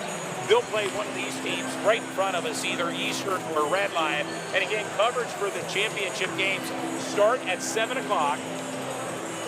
And we'll be part of it with Sports Shooting Stars, broadcast partner Dude Jones. Brandy Shope will be here all week. And we hope you stay tuned all week long and get comfortable in front of the fireplace. Maybe grab a bottle of water and some popcorn and enjoy some more semifinal action here with the boys right here. We're moments away from tip-off, dude. Yeah, and we had a chance to watch Red Lion this year play, and they're a very stout team. They can do it inside and outside, like you said. Mason Uri didn't get a chance to watch Eastern York too much, but I know they're well coached, and Justin Sykes always does a great job of getting his guys together and ready and prepare for the next round and for top competition. But Red Lion, I believe, may be somewhat favored, but you can't sleep on Eastern York. They're here for a reason, and they're ready to play, and they have an opportunity to make it to the county championship with a big win tonight. And Red Lion, the lone 6A school that made districts, they'll travel to Chambersburg next week, the only 6A school. By the way, the number one seed in 6A, Reading. Wow. The Reading Red Dice. Well, you're familiar with the Reading Red Dice. Absolutely. Well, you know, Reading's also a perennial powerhouse. Every year they come in and out. They export players like, in the past, like Lonnie Walker, who's at the NBA, played for the San Antonio Spurs, G League as well. But, Reading's always a top-notch team. And well coached by Rick Perez. Yeah, Rick Perez. Gets his guys motivated and ready. It looks like we're about a minute away from tip-off. We're going to go ahead and go to... We'll make our way up to the broadcast booth for round 2, featuring Eastern York and Red Lion.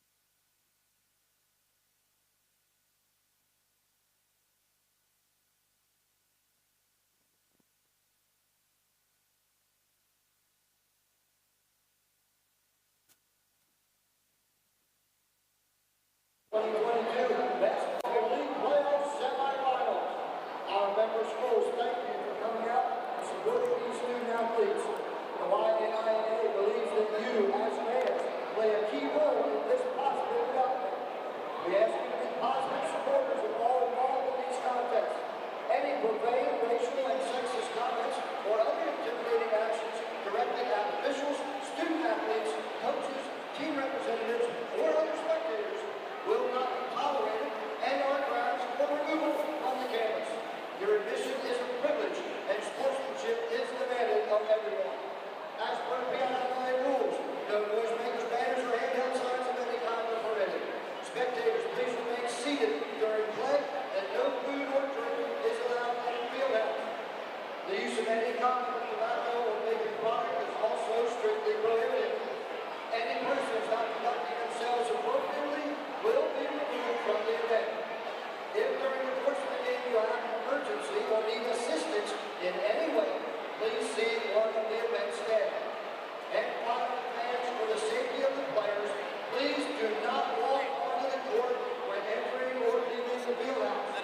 Please stay off the court at all times. And when you leave, you must exit properly. Thank you for your cooperation. Good luck to all those involved and enjoy the game. Fans were waiting player introductions. First, for the Golden Knights of Eastern Europe. Starting at guard, the 6'1" senior, number 4, Eastern Smith. Starting at guard, the 5'1" junior, number 10, Jeff Weaver. Starting at guard, a 6'1" sophomore, number 22, Simon Lipton. Starting at forward, a 6'1" junior, number 24, Austin Bowman. And starting at forward, a 6'6" freshman, number 34, Connor Bosley. The Golden Knights are led by head coach Justin Sykes, assisted by Nico Nicholas and Corey Scott. And now, the starting lineup for the Knights. Starting at guard, a 6'3" senior, number 5, Sammy Moore. Starting at guard, a 6'3" sophomore, number 10, Joe Segura. Starting at forward, a 6'1" senior, number 11, Ian Jamie. Starting at guard, a 6'3" senior, number 13, Aaron Ross. And starting at forward, a 6'7" senior, number 33,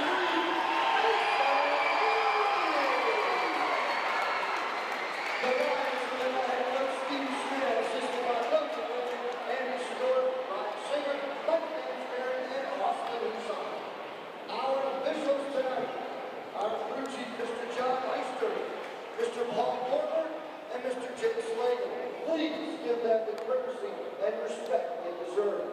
Now, ladies and gentlemen, please remove your hats and rise as we honor our flag and the many men and women that bravely defend our freedom with the playing of our national anthem.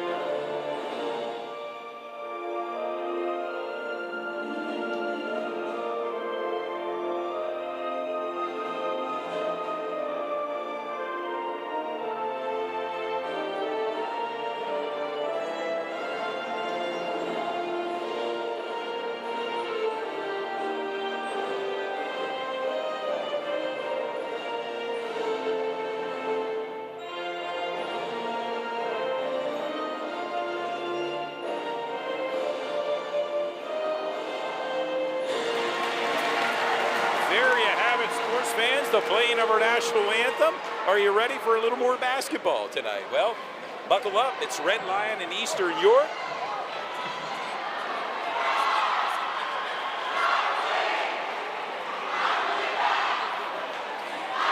And we have another loud set of proud student sections for both Eastern and Redland. Looks like the Red Lion student section decked out in all black, whereas the Eastern York student section decked out in gray. And we are moments away from tip-off. Looks like Mason Uri, the 6'7" senior, awaits tip-off here.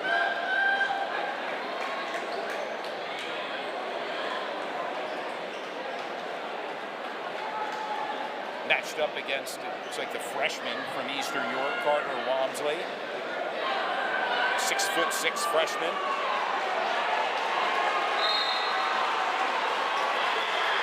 And we're underway. Red Lion in their all white jerseys moving right to left on their TV screen. Eastern York will be in their blue and yellow jerseys, moving left to right. Thank you for tuning in to Sports Shooting Stars tonight. And a steal. It's Austin Bogdan drives up court.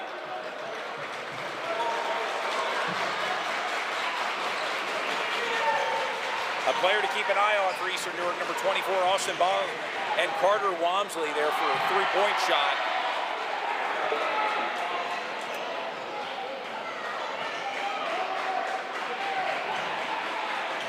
As we mentioned earlier in the pregame, Red Lion finished first in Division I.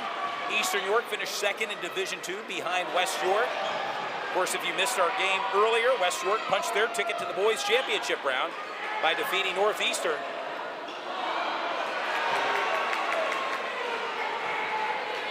It seems that each game that we've had so far has started with a slow ringer around the basket. Yeah. Almost it takes both teams a little time to warm up, get their feet underneath them.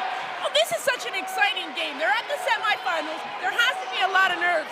And I don't know about you, but the energy in this gym is insane. It is. And I hope that's coming through to the viewers at home as well as for us here in person. A lot of energy, and I would imagine we're going to have that right through Friday at the boys' championship game. Of course, the girls are up first tomorrow night. Tip-off set for 7 p.m. Our coverage will begin at 6:45. And the first points belong to Evan Watt and Red Lion with a 2-0 lead right now with just over 6 minutes to go in the opening quarter, Brandy. And I see that the West York coaches have stayed here. Looks like they're scouting their competition, but also head coach Garrett Bull is from Red Lion. So interesting. It'll be interesting to see who he wants to win tonight.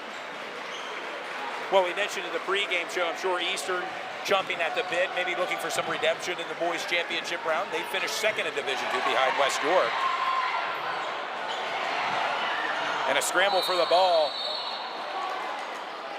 Timeout called by head coach Steve Schmel of Red Lion. They're going to collect their thoughts with 5:37 to go. Red Lion up right now early, 2-0. I don't know if you noticed or you can see on the screen here, but Coach Justin Seitz is just as animated as his brother out here on the court. A lot of passion behind his coaching. Yes. Please like Sports Shooting Stars on Facebook, and Twitter. And I see that there's a correction here for Austin's last name is Bausman. Bausman. Thank you. We appreciate that. We try phonetically to do our best. Yeah, it's not all the players' names are Smith or Miller, where it's a little easier to pronounce. So we thank you for the correction.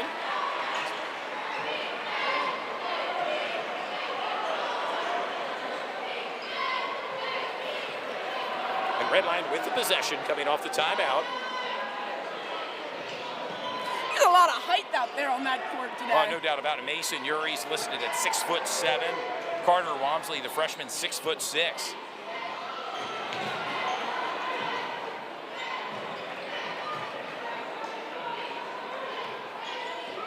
Red Line being patient here early in the first quarter.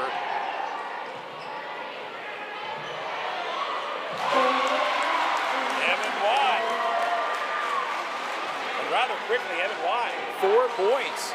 Red Line up 4-0. Leading scorer on both sides. Yeah, no doubt. That's an easy one to follow right now, Brandy, early on in this game with just over 4.5 minutes to go.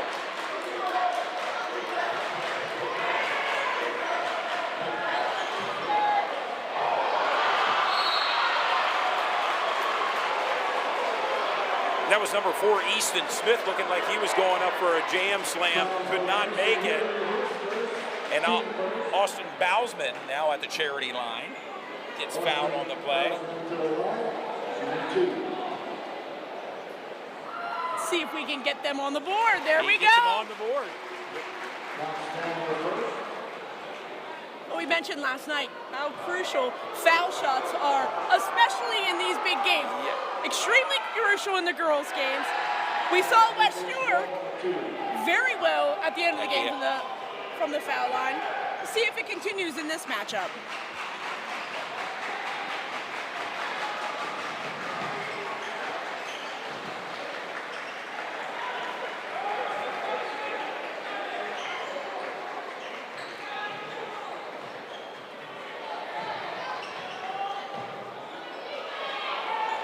Red Line trying to find their opportunity for a shot. There's a 3-point shot off the rim, put up by Evan Watt.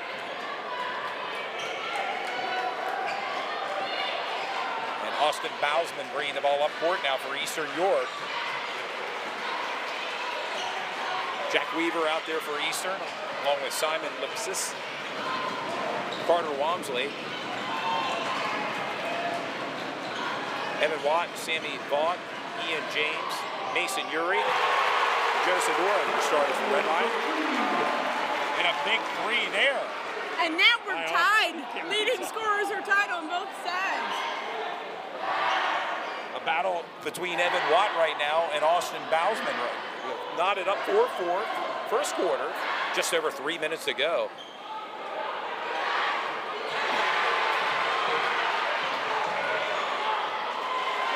And a heads-up play there by number 10. Jack Weaver to prevent a travel call. Got the ball out. And Eastern's possession now.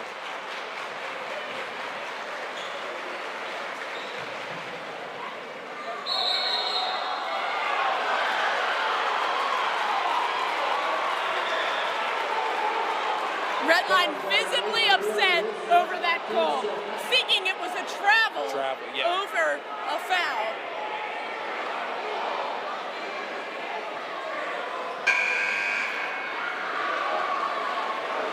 Chris Williams to the floor for the Lions, replacing Gary.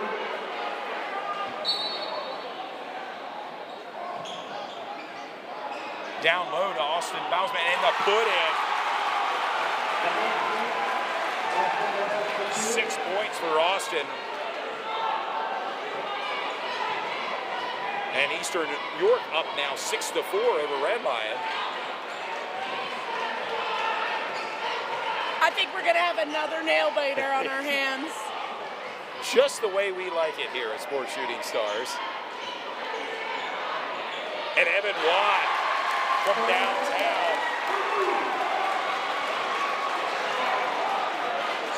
Seven points now for Evan Watt. And it's really become a battle between Evan and Austin here in terms of points scored. Timeout called by Coach Justin Seitz of Eastern York. And the Lions are up by 7-6 with 1:58 to go in the first quarter. In case you missed it earlier in tonight's early game, West York defeated Northeastern. They punched their ticket to head to the boys championship game this Friday. And now would be a good time to thank our sponsors.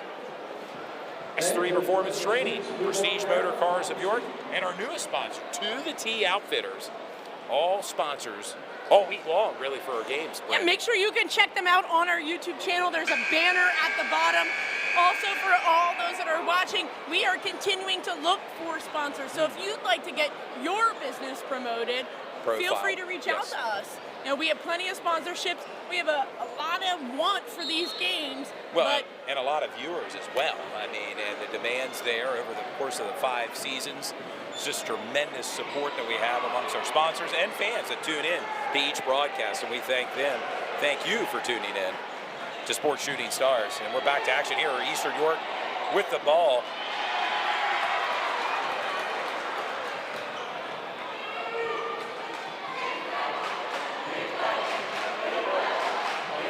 Eastern York student section trying to make some noise for their team.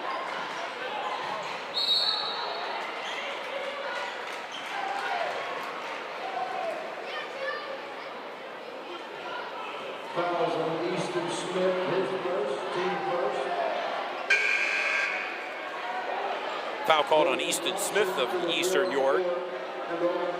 Red line maintains possession here.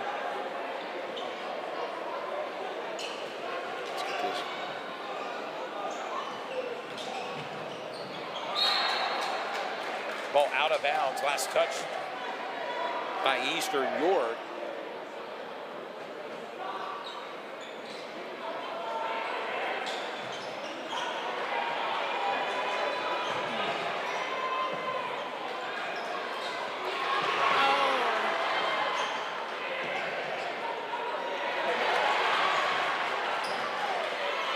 Some real hustle, some real effort trying to get that ball. Eastern's defense. Red line maintains possession.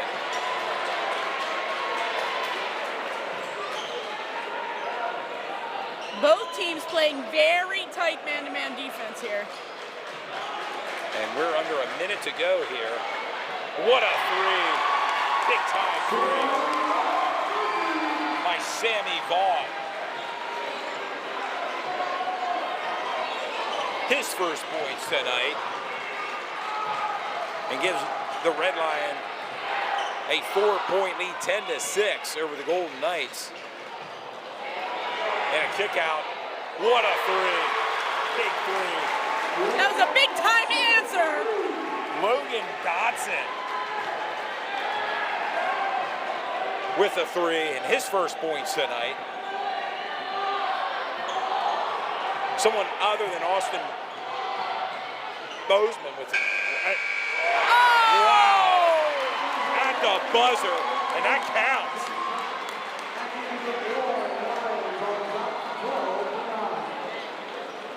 That was a great buzzer beater.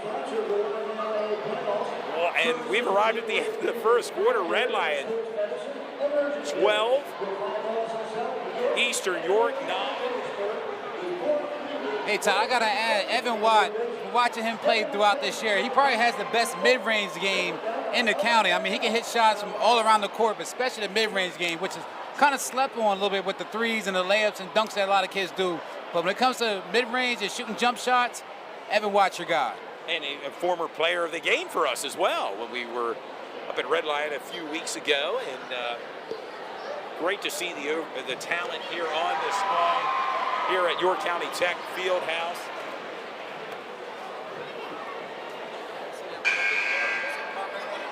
We'll give a quick shout out to some of our young fans. I see Quinn Show, Asher Detz, and Luke Overlander, some of our West York fans coming up to say hi in the broadcast They're crowding booth. the broadcast booth here, huh? They're almost heckling us. I feel like they're heckling us. But it would be a good time to thank our sponsors tonight, S3 Performance Training, Prestige Motor Cars of York, and To The T Outfitters. All three are sponsors for tonight's broadcast. Go ahead, Brandy. Yeah, we just want to thank York Tech as well for hosting. Beautiful new gymnasium, great crowd to be here, standing room only in the second game. Yes. There's Austin to the net. Shot comes up short. Red Lion maintains possession now. Bringing the ball up court.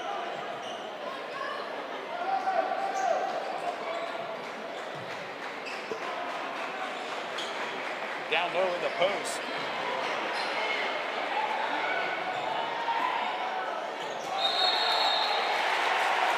Last touch by Red Lion.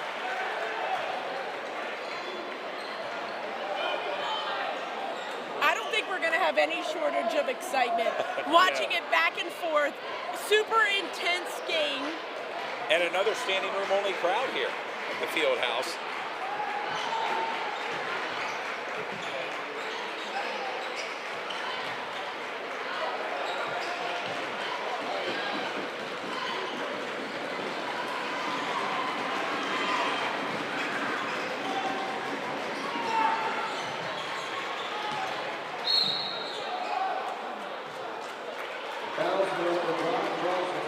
It's a very aggressive game on both sides. I had mentioned that Eastern was playing extremely tight defense. Now we have Redline playing extremely tight defense.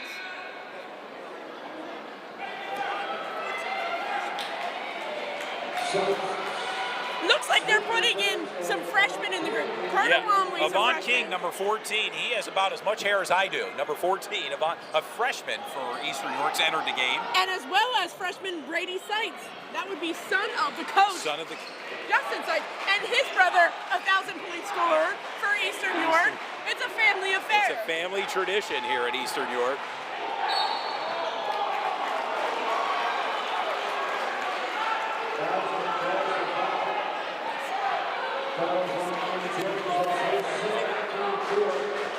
I'm being told number 14 for Eastern is in for his defensive prowess. Avant King, a defensive player to keep an eye on here. He can jump.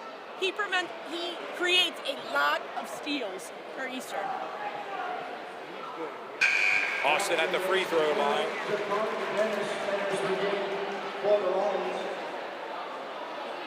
Bozeman now with 7 points, Brandy. Chipping in that lead of Redline, 12-10. The Lions up over the Golden Knights.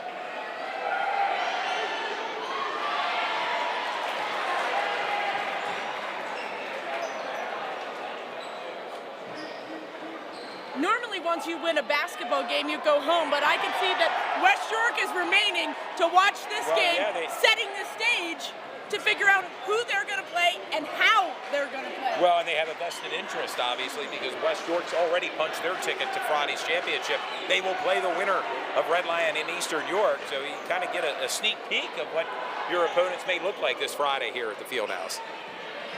And at this point, it's anyone's game.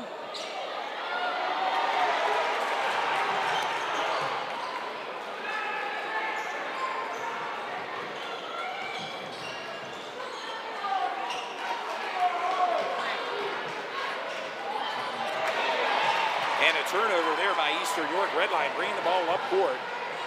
It's number 13, Evan Watt with the ball. You know what is just some food for thought or maybe a trivia tidbit, but Carter Wamsley actually grew up and went to Redline. He transferred about 2 years ago to Eastern York. So he's playing against people he would have been playing with. Exactly.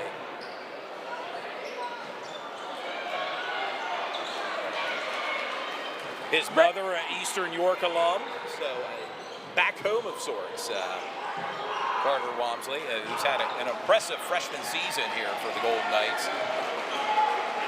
Brady Seitz is known for his three-point shooting. I'll be interested to see if they can get him warmed up.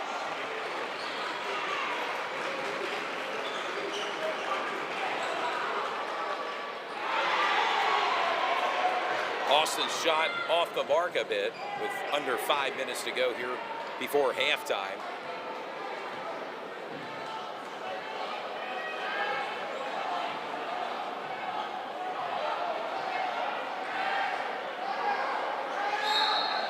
And a timeout called by head coach Steve Schmel. He kind of had to yell that to get the attention of the officials. A 60-second timeout right now with 4:33 to go. Red Lion 12, Eastern York 10. Another close contest, Brandy. And I think from a perspective of a broadcast, you like these close matchups that we're seeing, opening game and tonight's games carrying on in that same way. But I will have to say, reminding me slightly of the girls' contest last night, it is not a high-scoring game. So the DeLone Catholic and Dallastown was all about defense. Yes. It seems to be the case tonight as well. So far, yes. We're in the second quarter with 4:33 to go. Red Lion, Eastern York, again, the winner of this game, plays West York Friday. Tip-off set for 7 o'clock right here at York County Tech Fieldhouse. We bring the game to you. Our coverage will begin 6:45. And then, of course, tomorrow night, Brandy Shope, Duke Jones, and yours truly will be back here for the Girls' Championship featuring Bermudian Springs and DeLone Catholic. DeLone Catholic, by the way, Brandy, pretty impressive record, 23-0, I believe now, coming into tomorrow's game, undefeated. You wonder who's favored in that matchup tomorrow between Bermudian Springs and DeLone Catholic. But it should be a great one. We suggest our viewers to tune in tomorrow night to Sports Shooting Stars. If you can't make it out here, tickets will be sold at the door. They'll open the doors an hour in advance.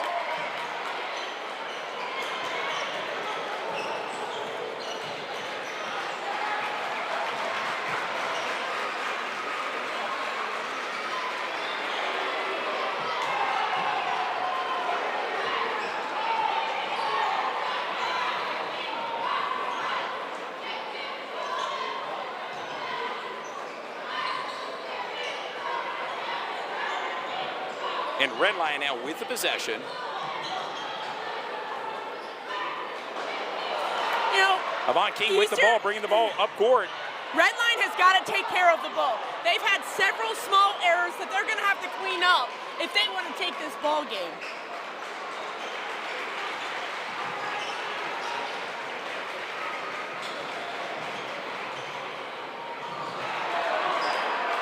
And another missed shot there by number 4, Easton Smith. In and out of the rim there for number 5, Sammy Vaught of Red Lion. Eastern York with the possession. Avant King with the ball.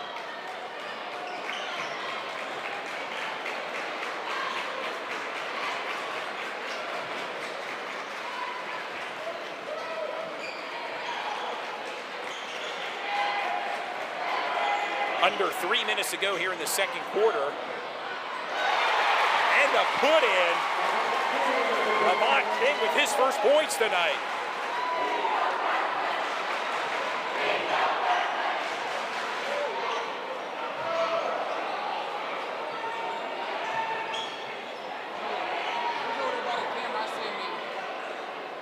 Score knotted up here, 12-12.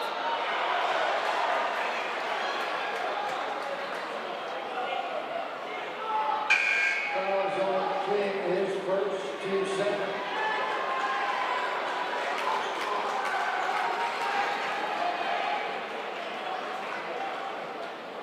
.232 to go here in the second quarter.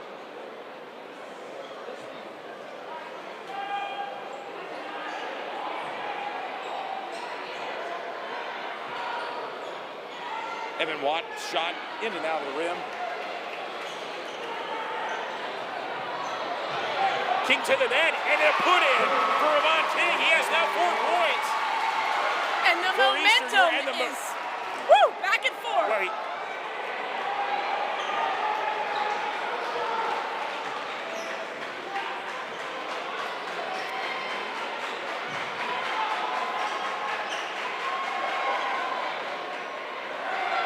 Yeah, the momentum right now seems to be on Eastern side. The ball just can't go into net for Red Lion. Eastern with the possession and a 2-point lead under 2 minutes to go here in the second quarter.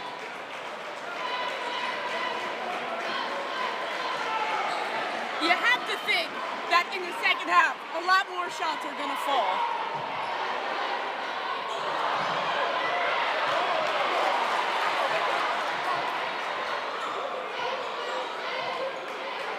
Eastern's given a lot of play to freshmen, which is pretty exciting to see. They'll be around for the next several years for the Golden Knights.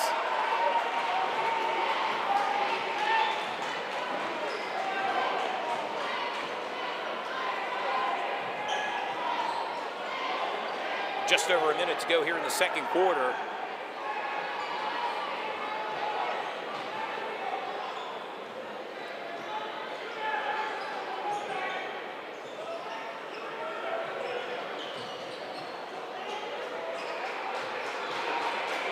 One of these two teams looking to punch their ticket to the final this Friday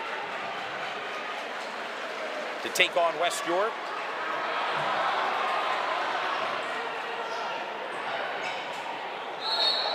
And a hard foul under the net there.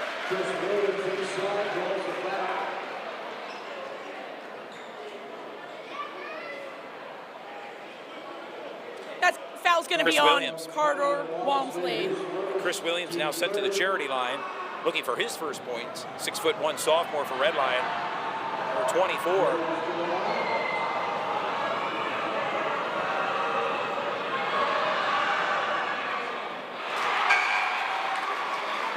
That's not something you want to miss in a game this close. Yeah, every play becomes pivotal, and especially in a close game, and I would imagine this one will go right down to the wire.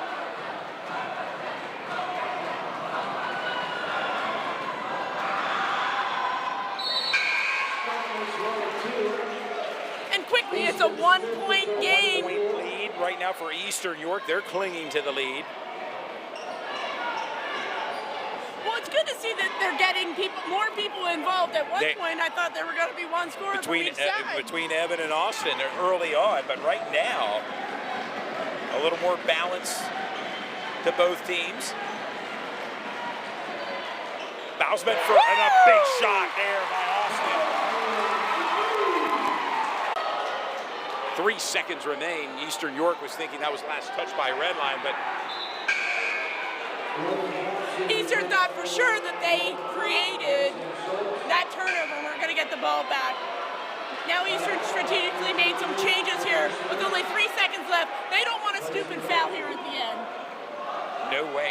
With 3 seconds to go, it's some player substitutions for Eastern York right now.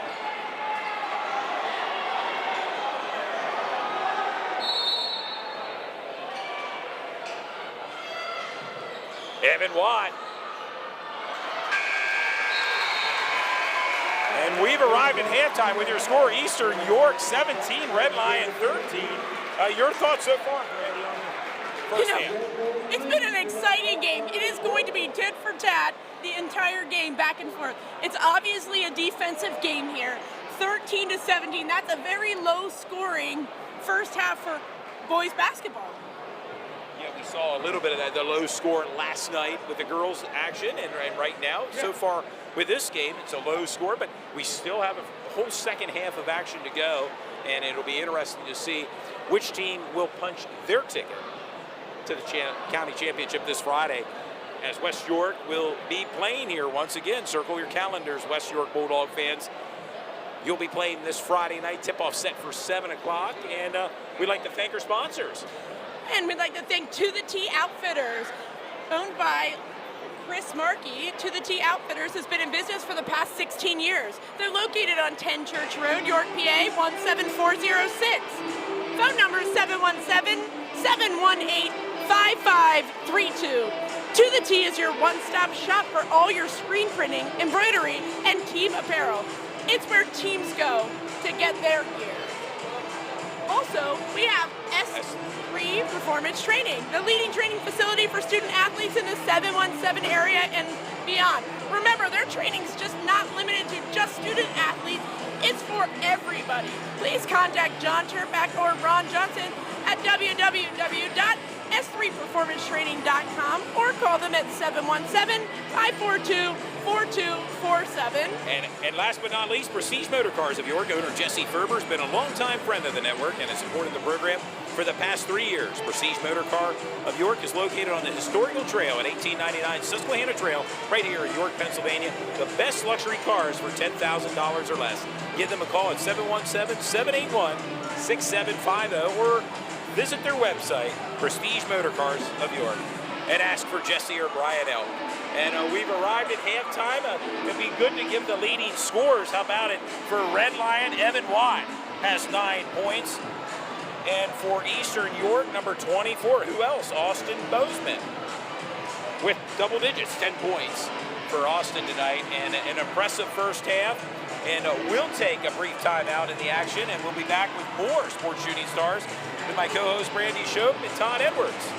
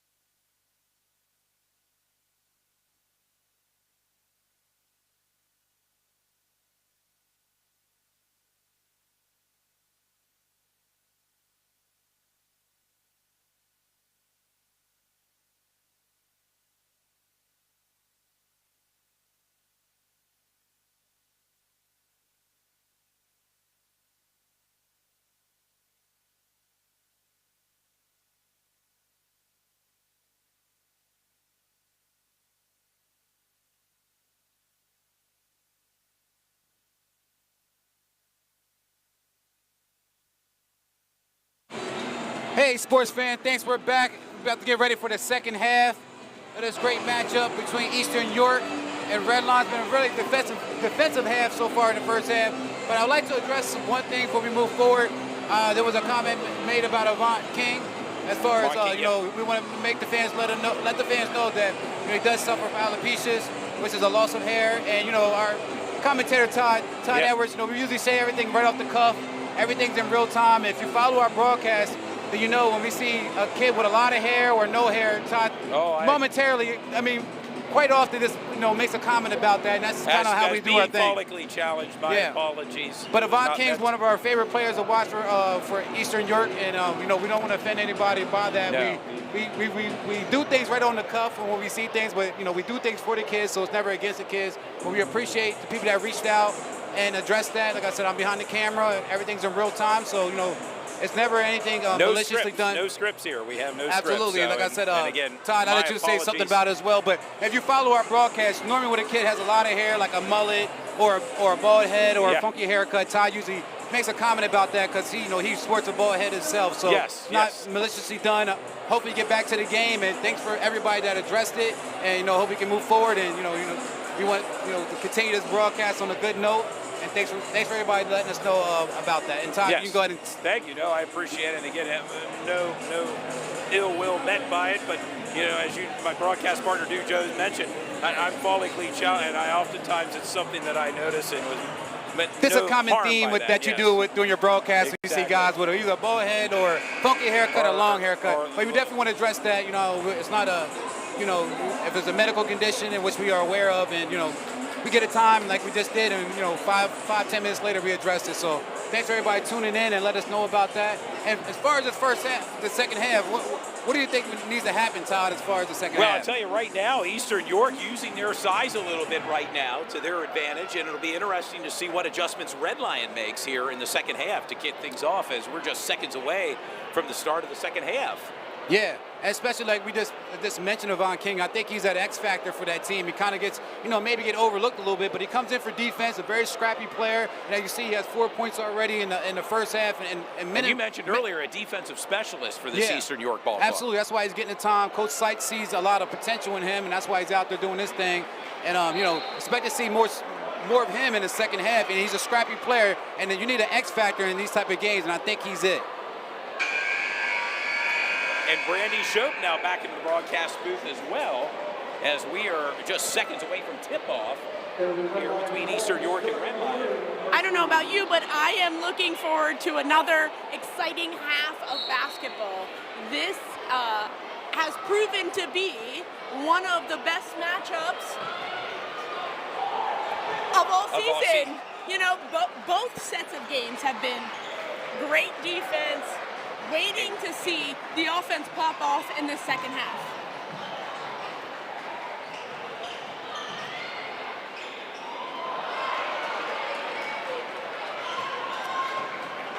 Now, freshman Carter Walmsley is a huge addition to that Eastern team. I had a chance to see them play earlier against Dallastown around the holiday tournament. And a big three there by Austin. Gives Austin 13 points.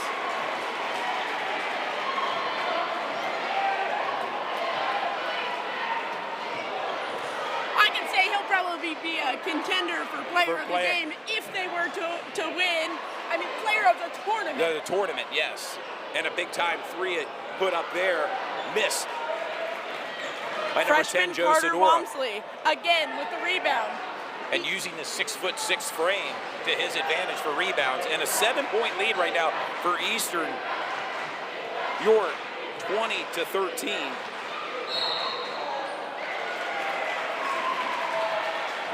They call an offensive foul on Eastern, an illegal screen on number 10.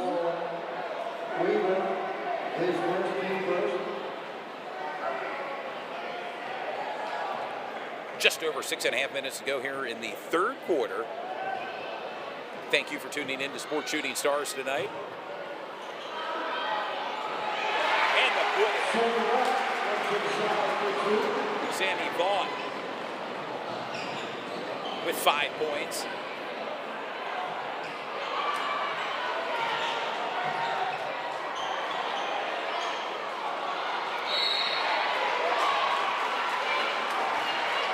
Big rebound from the senior red line, getting a foul on the rebound. Looks like we're going to have a little bit more foul issues in the second half as they have a quick 2 fouls.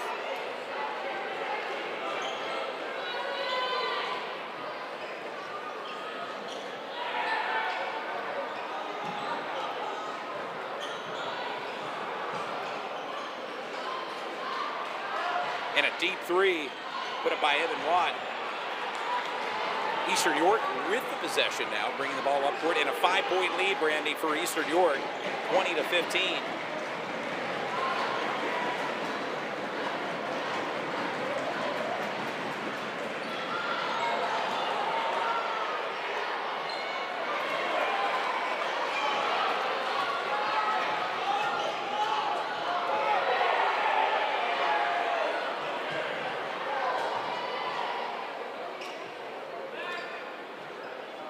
There's Mason Urie's jump shot off the rim.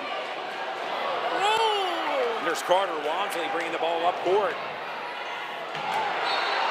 Wow, went coast to coast, looking coast. for a foul. A battle against the big guy there against Mason Urie. It's 6'7" versus 6'6" between Mason Urie and Carter Walmsley, Brandy. Should be a fun matchup to watch as the game progresses. Interesting enough, though, they're not defending each other.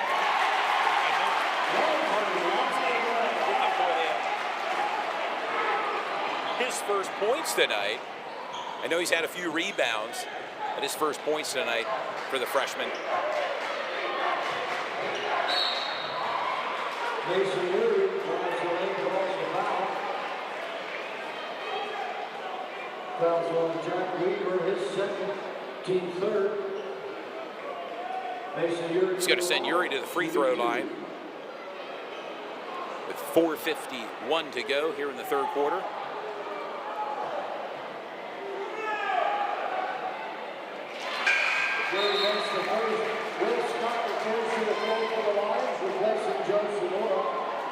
Oh, I think some of that foul shooting from the seniors come with experience here. Again, there's a lot of nerves going on. This gym is packed. It is loud. There is a lot going on.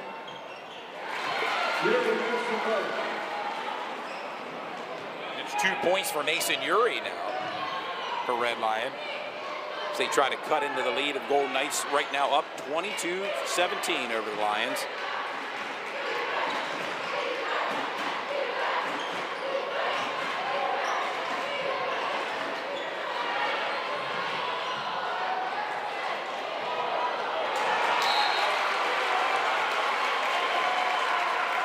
They weren't playing defense on each other, and now they were matched up.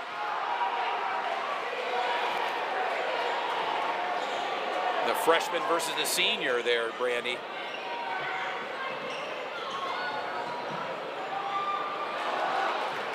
Rebounded.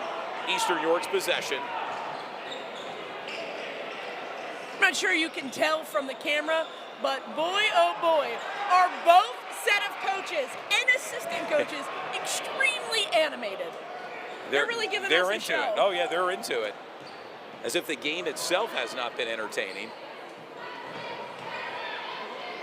This view up top gives us a completely different aspect than being down there on the hardwood floor, courtside. Oh, what a pass underneath. Sammy beautiful. Way to execute. And a timeout called by head coach Justin Seitz of Eastern. With your score, Eastern York 22, Red Lion 19, with 3:32 to go here in the third quarter. Again, fans, remember this game is being filmed live by Sports Shooting Stars Network.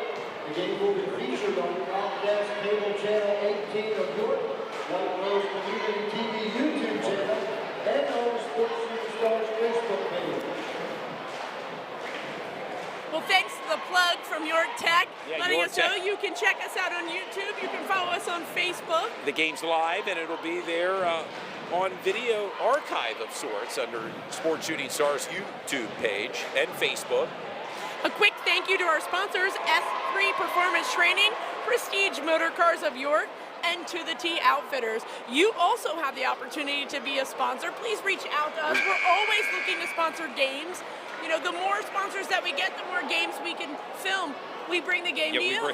No doubt about it. This was an added game, as was last night's games. They were added game, the semifinal round. And of course, we'll have the girls' championship game tomorrow, the boys' championship game Friday.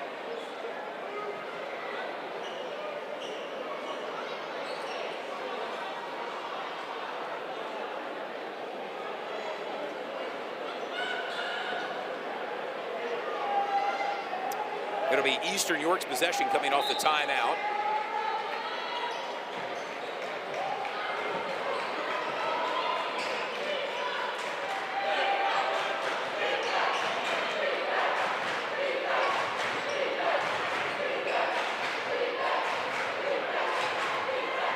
I'm just amazed at the fact that it's only 19 to 22. Yeah, a relatively, as you mentioned, low-scoring game here in the third quarter. And we're more than halfway through the third quarter. There's Carter Walmsley to the net. Carter Walmsley looking for a foul. Red line tipping the ball, giving it right back to Eastern.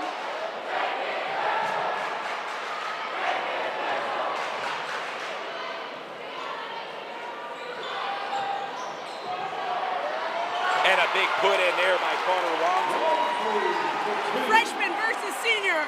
Freshman for 2. 4 points now for Carter Walmsley.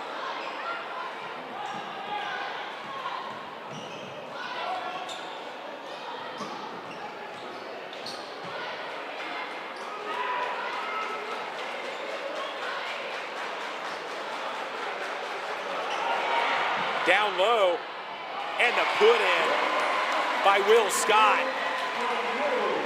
Wide open underneath the basket. Yes, great play call there. There's Carter Walmsley for 3, and he drains a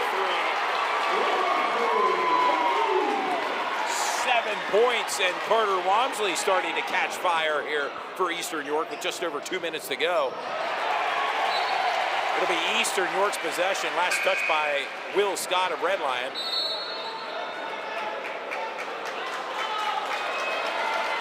Timeout call now by Red Lion. Head coach Steve Schmel. A 30-second timeout with 2 minutes to go. Talked about earlier, Carter was from Red Lion, now is with Eastern.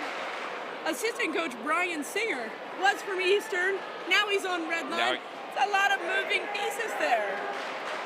And you see that often, don't you, in the coaching realm, especially at this level, coaching movement from assistants and head coach. Well, I had mentioned that the West Shore coach is actually teaches at Red Line graduate, and coaches for West Shore.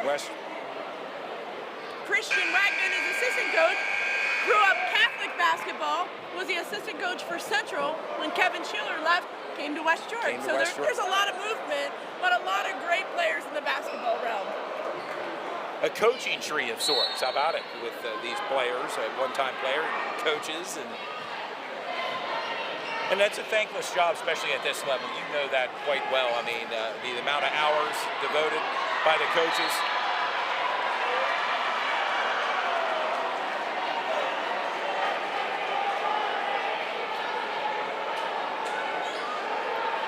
Eastern York maintains possession here.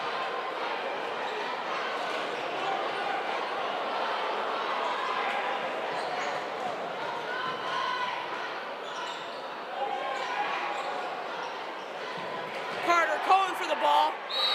Walmsley down low in the post. Matched up on Mason Urey. Red Line visibly upset by that call, thinking it was a clean block. Clean. And we talked about earlier, being an official, it is a game of angles. You know, understanding what angles they're seeing. Obviously, what we see over here is not the same.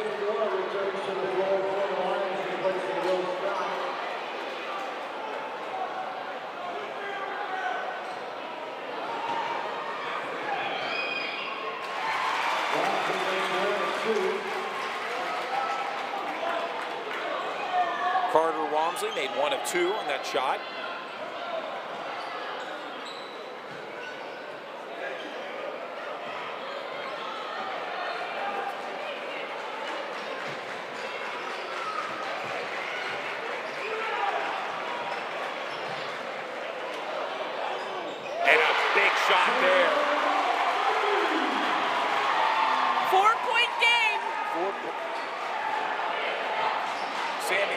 a big shot that gives him 10 points.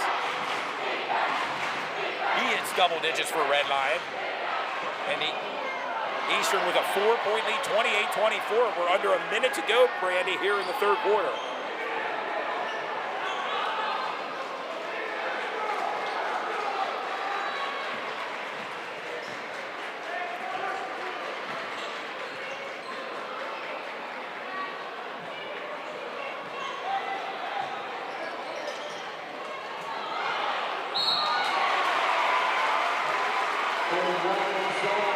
That was a hard foul by number yes. 3. You said it best, a hard foul. He's going to send Evan Watt to the free throw line. Eastern's running a zone right now, but they seem to be leaving, you know, underneath the basket, a little open there. They're going to have to just make a small adjustment. Well, 10 points now for Evan Watt. He hits double digits.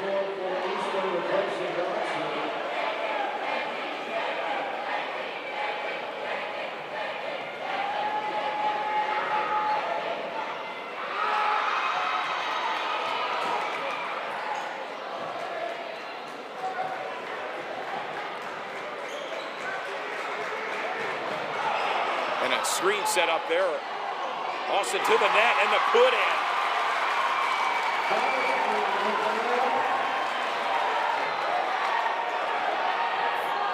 I have unofficially 15 points for Austin Bausman, and wow, put in. Wow, that's a huge M1. Huge M1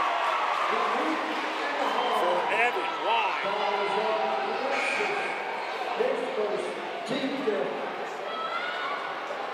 Evan now with 12 points. Sammy Vaught has 10 points for Red Lion.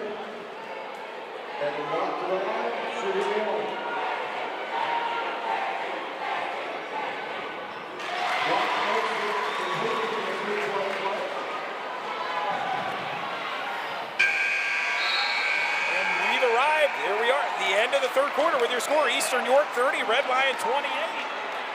A quick thank you to our sponsors. We have Prestige Motor Cars of York. Owner Jesse Ferber has been a longtime friend of the network. He supported the program for the past 3 years.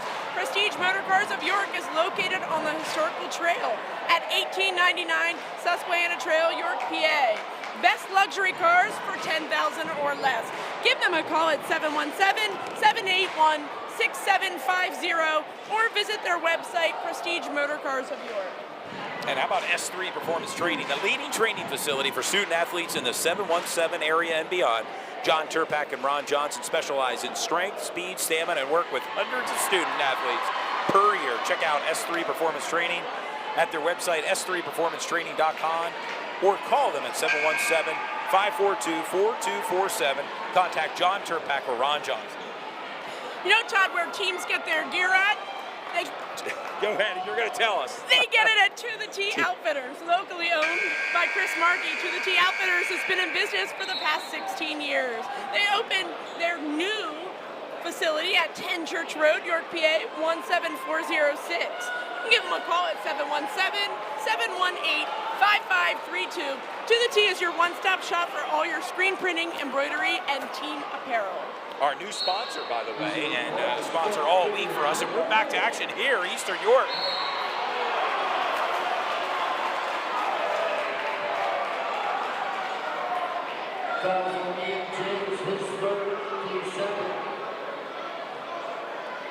Foul called on Ian James of Red Lion, his third foul.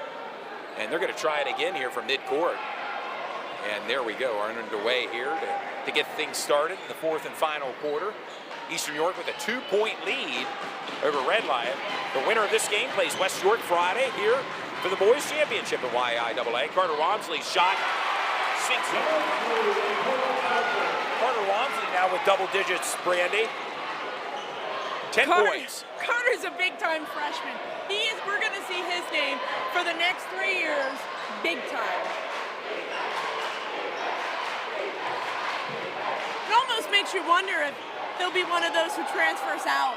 Oh, and the put in by Evan Watt.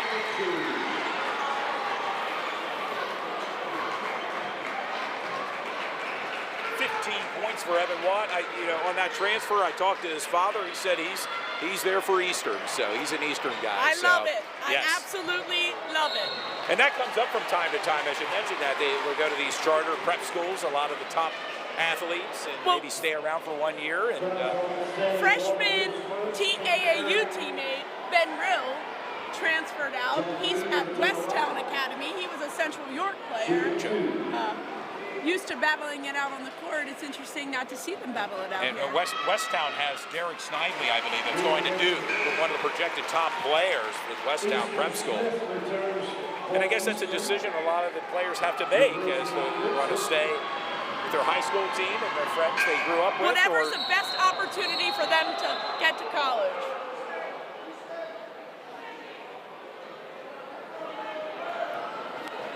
Jack Weaver at the free throw line.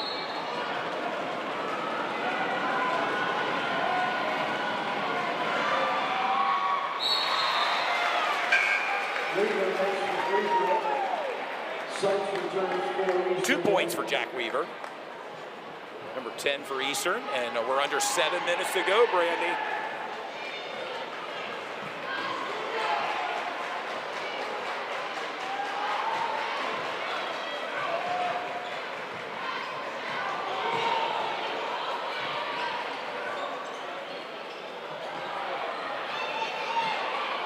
And a battle under the net and a put in. Ian James with his first points tonight. Redline has to make a stop here so they can tie up this game.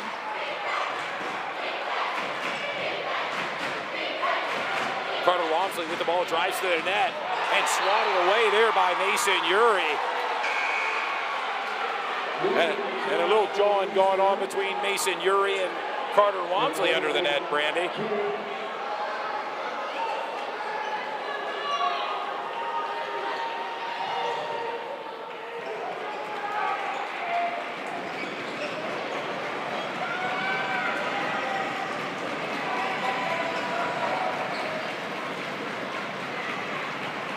Eastern working the ball around now with a 2-point lead. With just over 6 minutes to go. Down low, Bousman, and the put in by Austin. He doesn't miss many shots underneath. That gives Austin 17 points. He's having a heck of a game. Excellent. I mean 36 points Eastern has. He has 17 of them, Brandy. And let's not forget Carter Walmsley chipping in 10 points. There's Mason Uri. Shot rebounded by Carter Walmsley. And the corner. What a move there. Brady Sykes, the freshman. The 5'9" freshman with his first points tonight, Brandy.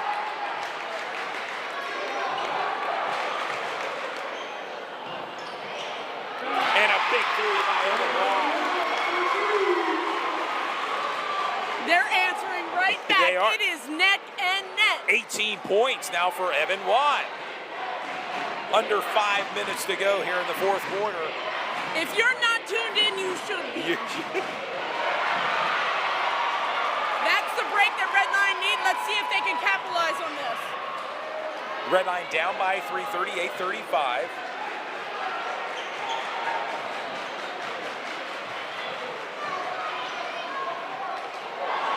What a move there. The shot did not fall. Shot did not fall for Ian James.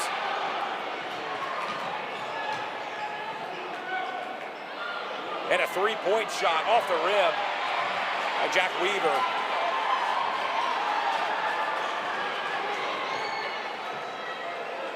Anyone's game here, Brandy, with the final 4 minutes. Wow, what that's hustle a there. big-time save for Redline. A lot going on in that sequence there. That was a wild dive. It was. Perfect save. Missed shot, got the foul back.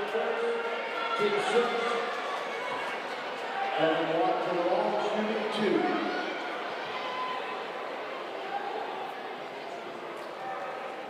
And Evan Watt now at the free throw line.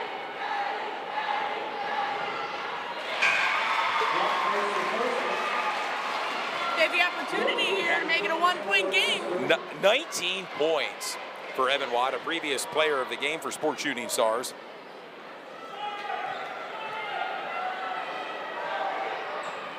And 20 points for Evan Watt. 20 of the 37 points for Redline belong to Evan Watt. Big output by Evan tonight, Randy. Down low, Austin.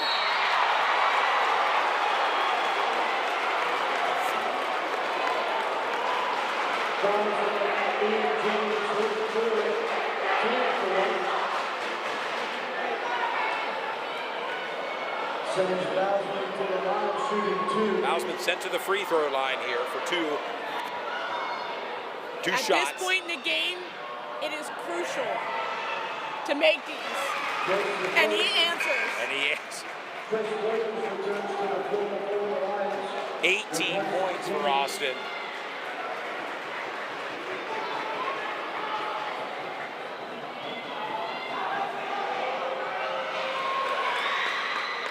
Bowsman makes it low.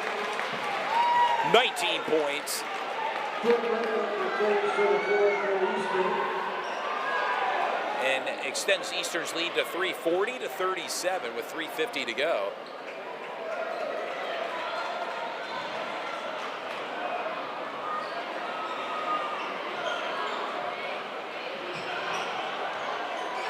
There's Mason Uri.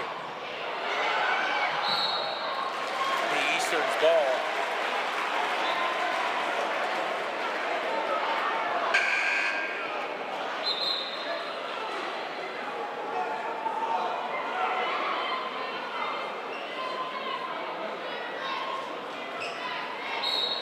Looks like number 10 for Redline checking out.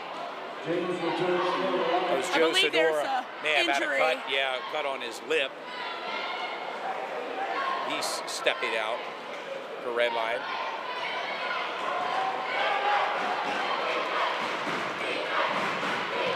Again, the winner of this game plays West York Friday night right here.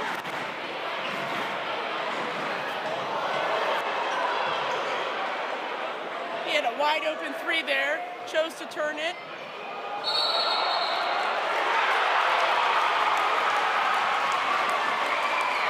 That's It a was a big hard time charge. About it. momentum. Right there, we talk about momentum.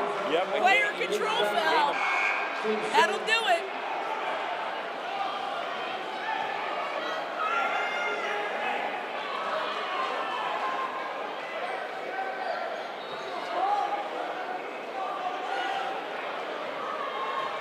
And bringing It's the certainly not quiet in this gym, is No, it? not at all. One of these two teams will advance to the county championship, Brandy. Tomorrow night, the girls take center stage for Beauty and Springs and Malone Catholic. Woo!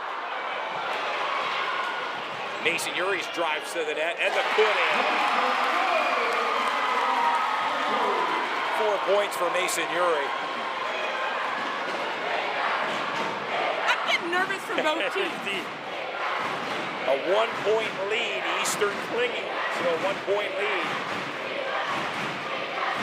And I see our friend Cade down there with Cade Visuals capturing all of this basketball glory. Look forward to seeing his Sure, put another great compilation that he'll have Yes. later on.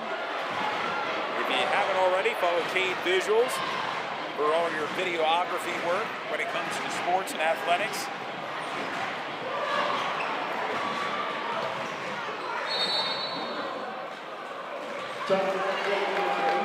Timeout called by head coach Seitz of Eastern York. We talked 60-second about timeout. running the clock down. And I told you I didn't feel comfortable with West York's 3 to 5 point lead. I certainly don't feel comfortable with the 1 point lead here. They're definitely going to have to move the ball and get some scoring going on here for Eastern. And a relatively low-scoring game, though, as we mentioned, a total of 79 points. And again, the leading scorers to Evan Watt. 20 points for Redline. Evan Watt, the leading scorer. And Austin Bozeman, 19. There you go. 2:06 to go.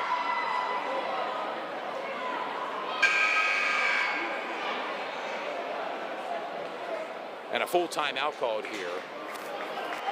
Full 60-second timeout. Let's see what both teams have dialed up here, Brandy. It is certainly any team's game.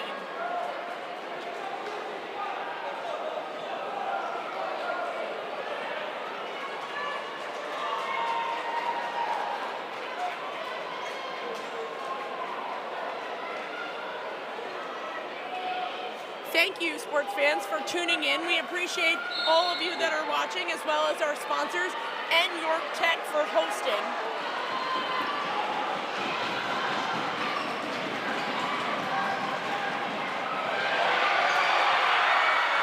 And a turnover there, Red Lion with the ball.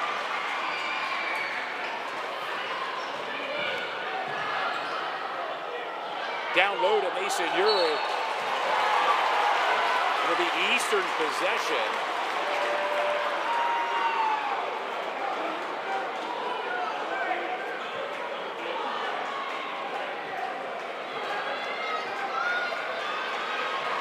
Avant wanted a foul called. Red Line wanted a foul called. No foul called. 1:34 seconds left. A timeout called by Eastern York. Eastern York. 1:33 to go. Gonna be a good time to thank our sponsors for tonight's game. S3 Performance Training, Prestige Motor Cars of York, and To the T Outfitters, all sponsors for tonight's broadcast featuring, well, a double header. But right now we have Red Lion and Eastern York in a battle here, Brandy. A 1-point lead for the Golden Knights over the Lions. Prediction, who do you think's coming out on top? You're putting me on the spot here, Brandy. Boy, for one time, I'm speechless.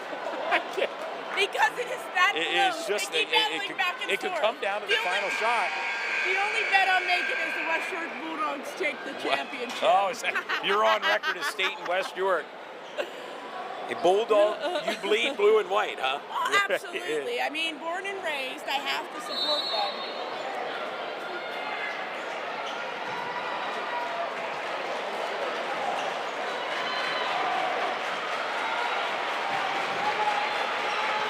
Eastern York moving the ball around now. Trying to take some time off the clock. Ooh, and a hard foul there, Brandy. Right in front of the Eastern bench, Mason Uri. And I believe that was Jack Weaver collided. And you've seen car crashes. Well, there were two kids going head to head there. Bodies crashed. And both are on their feet, surprisingly. Eastern York's looking for an intentional foul. Didn't get it. No, very surprised on that call. How about you, from your perspective as a referee? I'd like to support the strikes. It's real tough to see what's happening. It was certainly a hard foul. With emotions running high, you don't want those kind of calls in this game.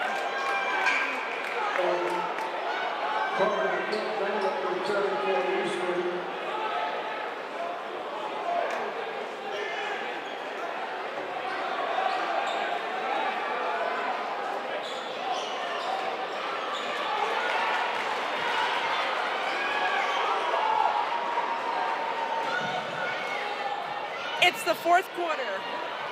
1 minute left. And a put in there by Mason Uri, the follow through.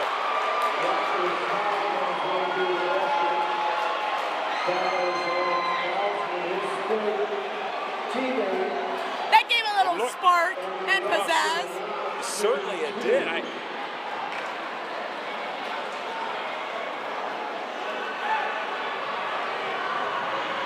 Well, through all that, it sends Evan Watt to the free throw line. And these are the shots, you mentioned it, Brandy, you need to make. What are the odds of us going into overtime? Woo! Little bonus basketball, maybe? You're trying to dial up here?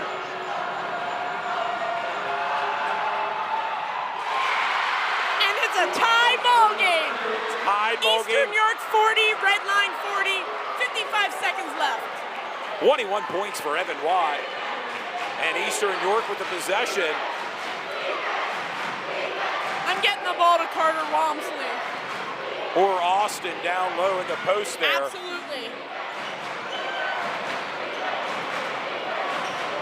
They're definitely holding out for this last shot.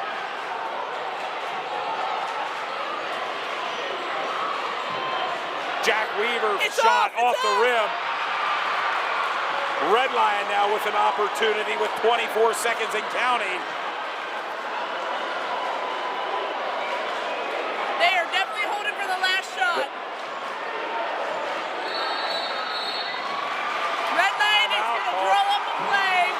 It is going to be anyone's game. Well, Eastern York had a shot to go ahead. Now Eastern has their, Eastern will have, or Red Line will have their shot. I'm sorry. Eastern had their shot. I mean, it's got me excited here right now, the energy level inside the gymnasium, Brandy. Well, it's a good thing you didn't make a bet on that game.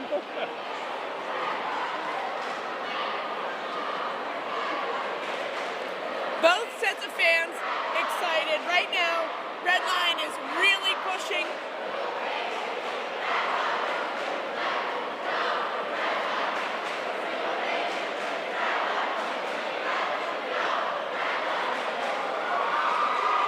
Red Lion cheerleaders trying to get the student section of Red Lion wound up here. The final 12 seconds.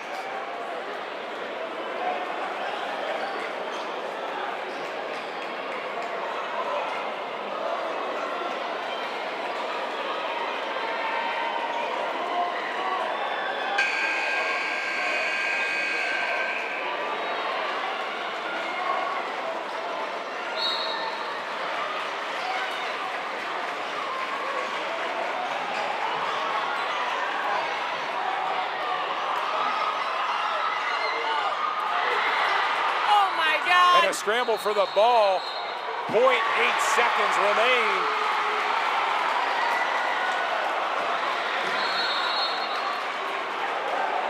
This is getting wild. Yes, it is. And another timeout called for Red Lions head coach Steve Schmel. Well, you wanted some bonus basketball. We're on the brink of that right now. 0.8 seconds. I figured we were not going to get enough basketball with 2 games last night, 2 games tonight, a game tomorrow, game on Friday. Why not a little bonus basketball? Full slate of basketball action scheduled for this week. Courtesy of Sport Shooting Stars and our sponsors, S3 Performance Training, Prestige Motor Cars of York, and To the T Outfitters, all sponsors. For all week's games here, all coming to you live from York County Tech Fieldhouse. Thank you so much for tuning in. All the games yesterday, all the games today, we're doing it for you. We appreciate you, and we're looking forward to these championship games coming up. Yes, we are, but right now we still have a semifinal game here that we'll see what Red Lion can dial up here with 0.8 seconds, Brandy.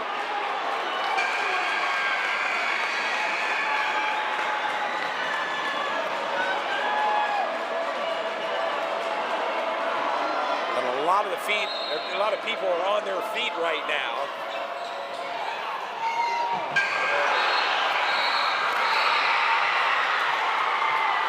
It did not go in time, and we're going for bonus basketball here, Brandy. Red Line thought they had the second chance opportunity, but there was no way they could get that off in time. Just not quite enough time on the clock for the Lions. 40 to 40, and what a game so far between these two schools. And at this point, at this juncture, you hate to see either team lose. How about it? I mean, both teams are playing some great playing basketball. You know, what I like about Eastern is how many freshmen are getting into this game. Yes. That just shows me the excitement for that program and where they're headed. Yep, they're going to be around for many years to come. lot of their young team, a lot of players, freshmen playing.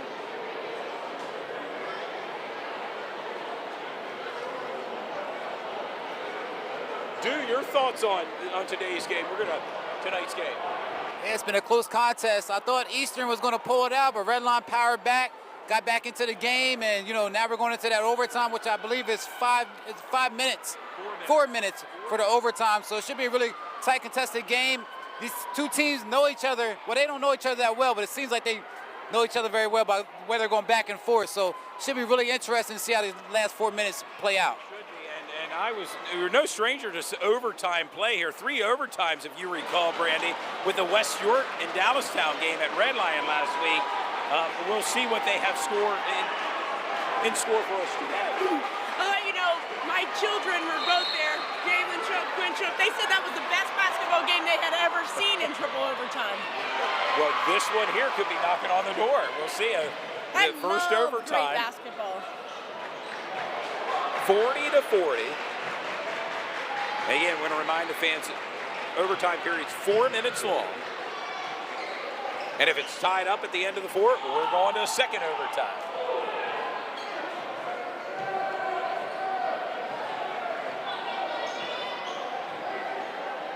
Red Lion being patient right now. Evan Watt.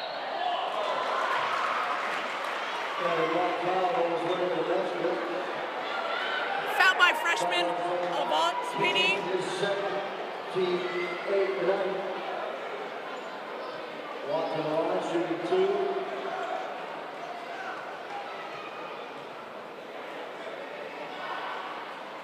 And the put in. That puts Red Line in the lead by 1. By 1. And Evan Watt, 22 points.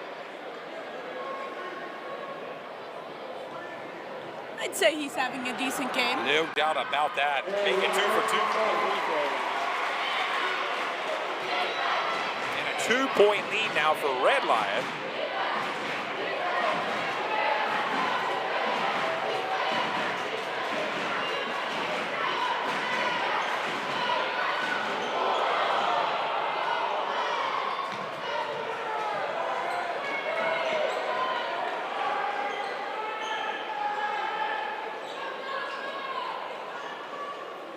Eastern York being patient, working Yes, the they ball are. around. Oh. And a turnover, Red Lion ball.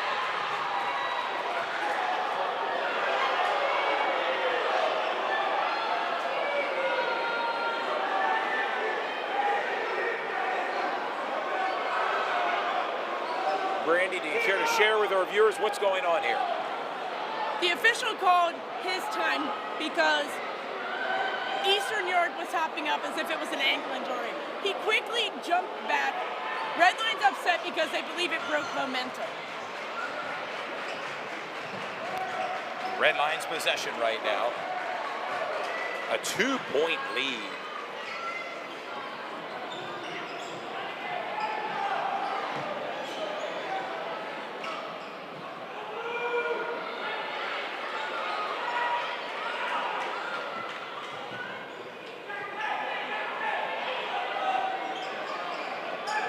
And Red Lion right now being rather patient, I would say, Brandy.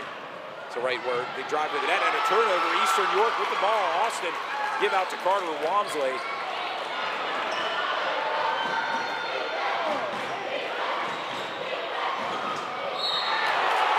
And Austin drives to the net. It's going to be a foul on Uri. Mason Uri. I believe that's his 5th foul for Mason Uri.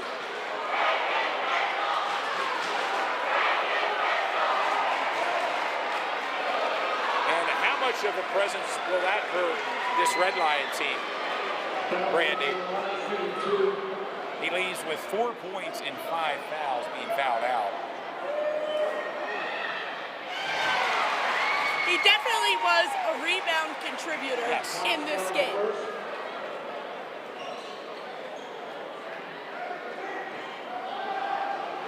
.20 points now for Austin. as he ties up the game. We're knotted up 42-42.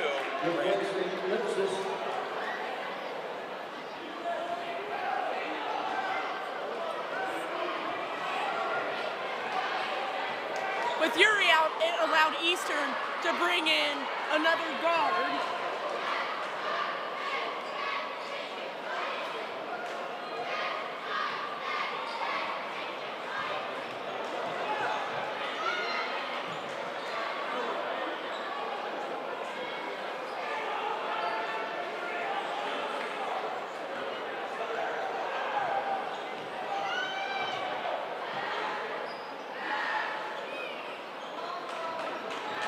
Redline definitely wants the last shot. Hey, you could tell that, yeah, no hurry to get the shot off.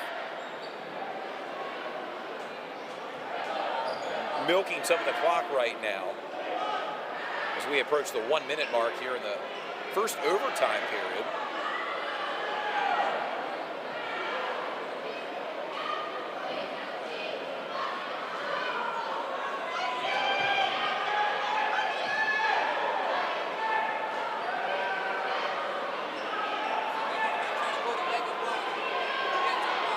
Yeah, you notice they may be trying to set the final shot up to Evan Watt. It looks like they specialist. changed from a zone into man-to-man here. They're ready to try to get him to go.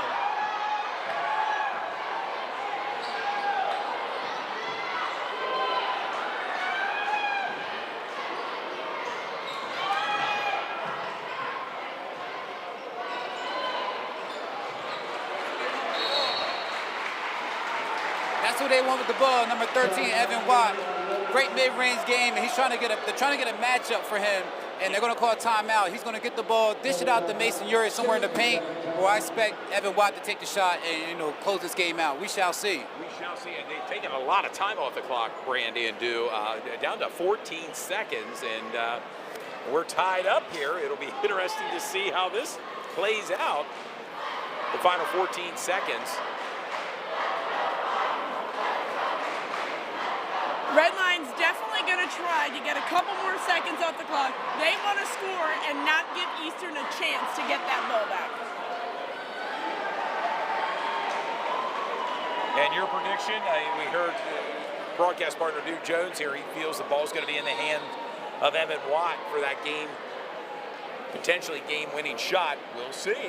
That's who I would give the ball to. However, my thought is that Redline is not going to go to him. I believe they are going to try to get people to commit to him, and he's going to be able to dish off for an easy shot underneath the basket. Well, we're about to find out, sports fans and Brandy. Here we are, 14.8 seconds to go. Red line possession.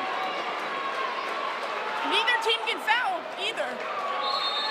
They're going to both be in bonus next foul. And the ball in the hands of Evan Watt.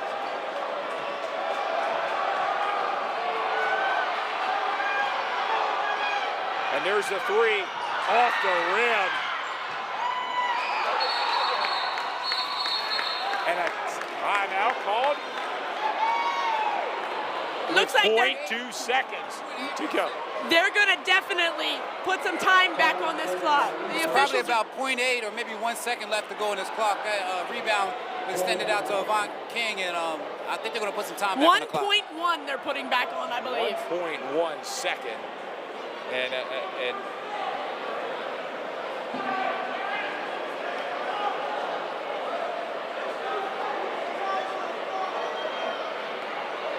Justin Seitz quickly writing up a play. It's obviously going to be a prayer.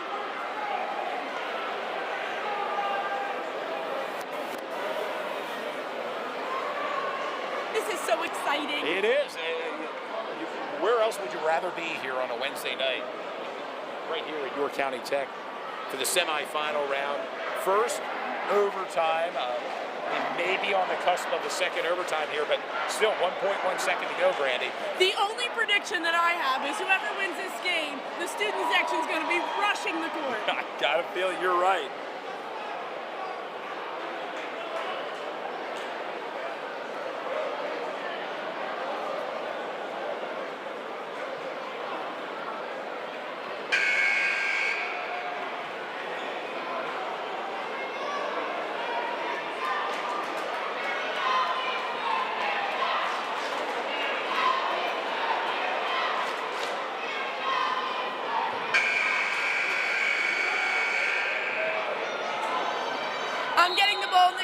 Austin to see what happens.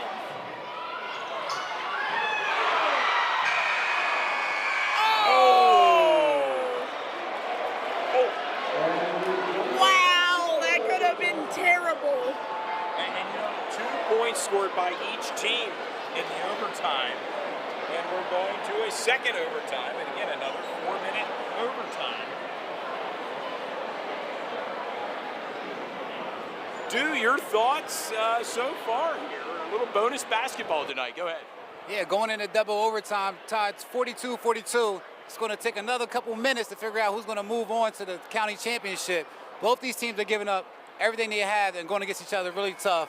There's no really players really sticking out to us right now. It's just pretty much been balanced scoring and a hard-nosed, basketball game. It's only 42 points, and we're going into 6 periods.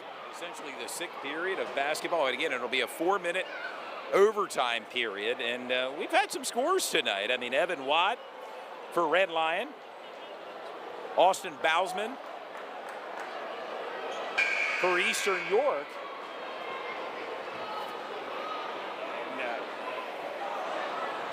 if you're not tuned in, you should be as we head into the second overtime. Red Line 42, Eastern York 42.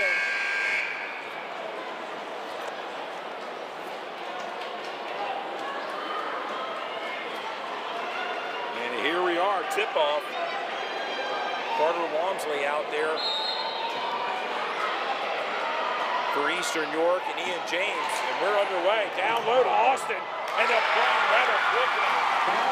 Woo! That's a big momentum right there for Eastern. 23 points for Austin tonight. Matching Evan Watts, 23. And a 2-point lead now for Eastern.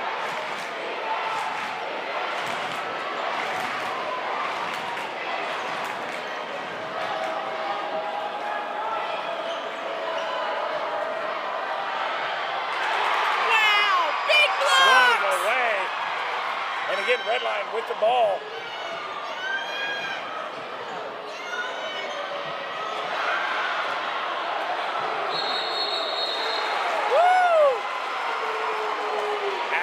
Getting hot and heavy here, and between these two teams. Big block by Carter Walmsley. Second block by Austin.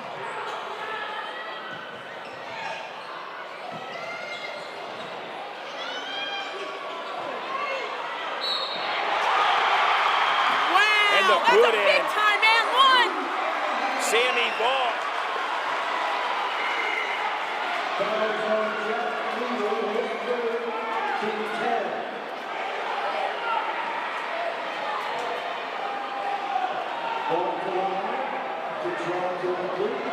Vaughn with 12 points.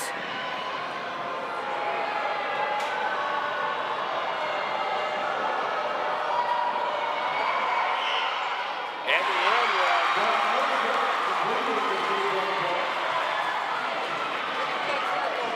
13 points.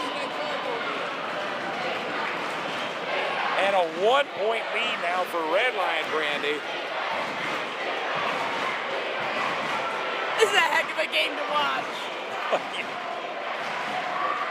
There's Carter Walmsley down low. And the footing. Gives Carter 12 points.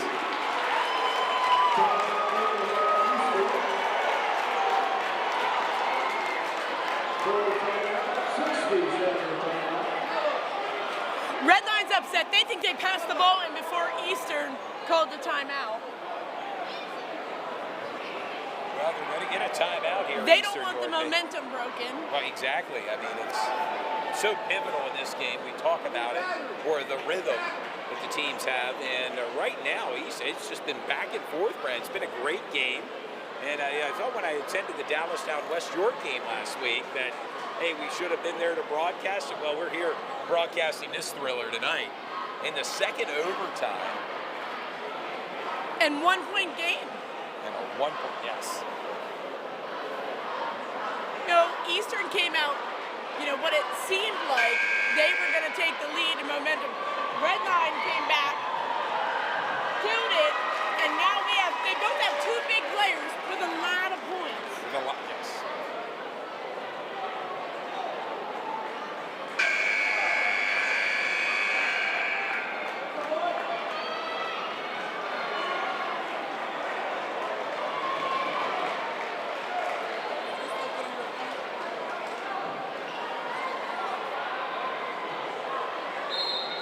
Looks like our scoreboard did go offline, just so you know. It's Red Line 45, Eastern York 46, 2 minutes and 28 seconds left.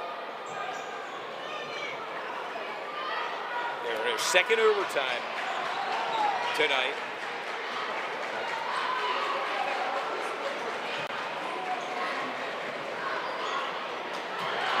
And a turnover, Eastern York gets the ball out to Austin.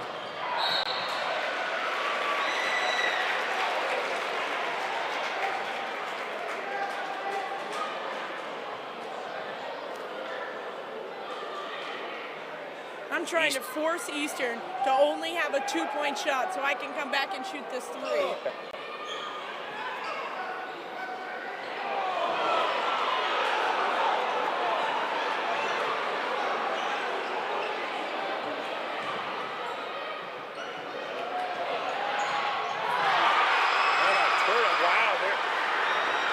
Eastern with the turnover. Now Redline has the possession. A 1-point lead for Eastern, Brandy, 46-45, with just about a minute and a half to go and counting. Redline looks like they're patient, they're waiting, they're running time off the clock again.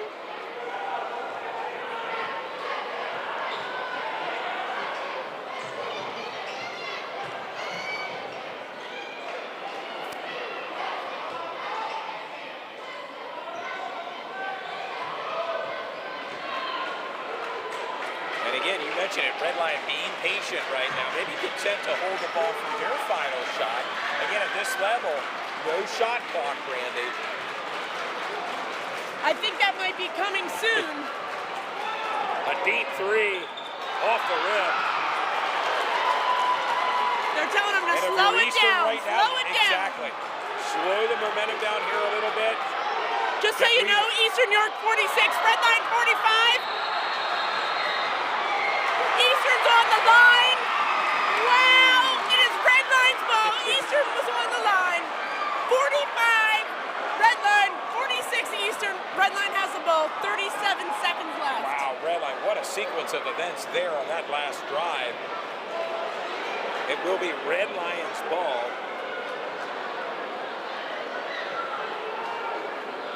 The crowd is going wild. Yes, to say the least, no doubt. And it may come down to the final second here, Brandy.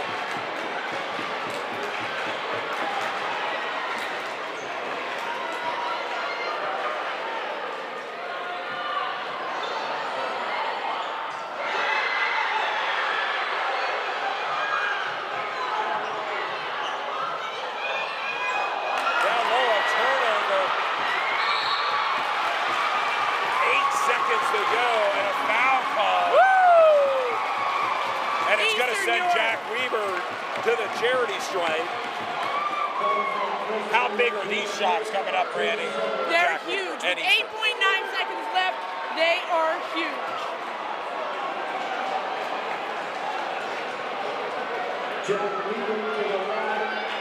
They'll sell you the whole seat tonight, but you only need the edge of your seat. And a lot of the fans are standing here with 8 seconds to go.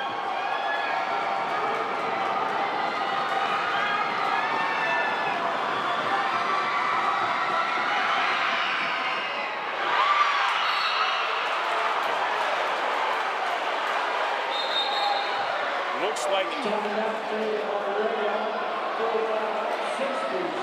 They believe that Carter Walmsley touched that ball on the way out, giving Redline possession. Redline called a timeout. They have 8.3 seconds to make a play. Still a 1-point game. Eastern is up by 1. And a jump shot, of course, by Redline would pull them ahead. Again, 8.3 seconds to go. Oh, Eastern's in a predicament here. They can't foul because they're sending them to the line. But they can't give them too much room Because if they score, they lose. They don't. So do they take their chances at the foul line with a foul, or do they give them space? Or do they give them space and give them maybe an opportunity field goal range here of sorts? An exciting game. Of course, if you missed their first game, West York is advancing to the finals. They defeated Northeastern 60-57.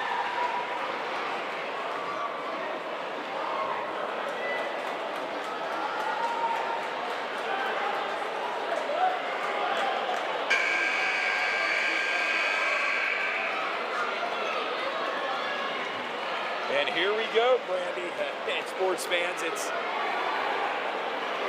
final 8.3 seconds. I think we're going to have a winner here. One way or the other here in the second overtime. Evan Watt bringing the ball up court.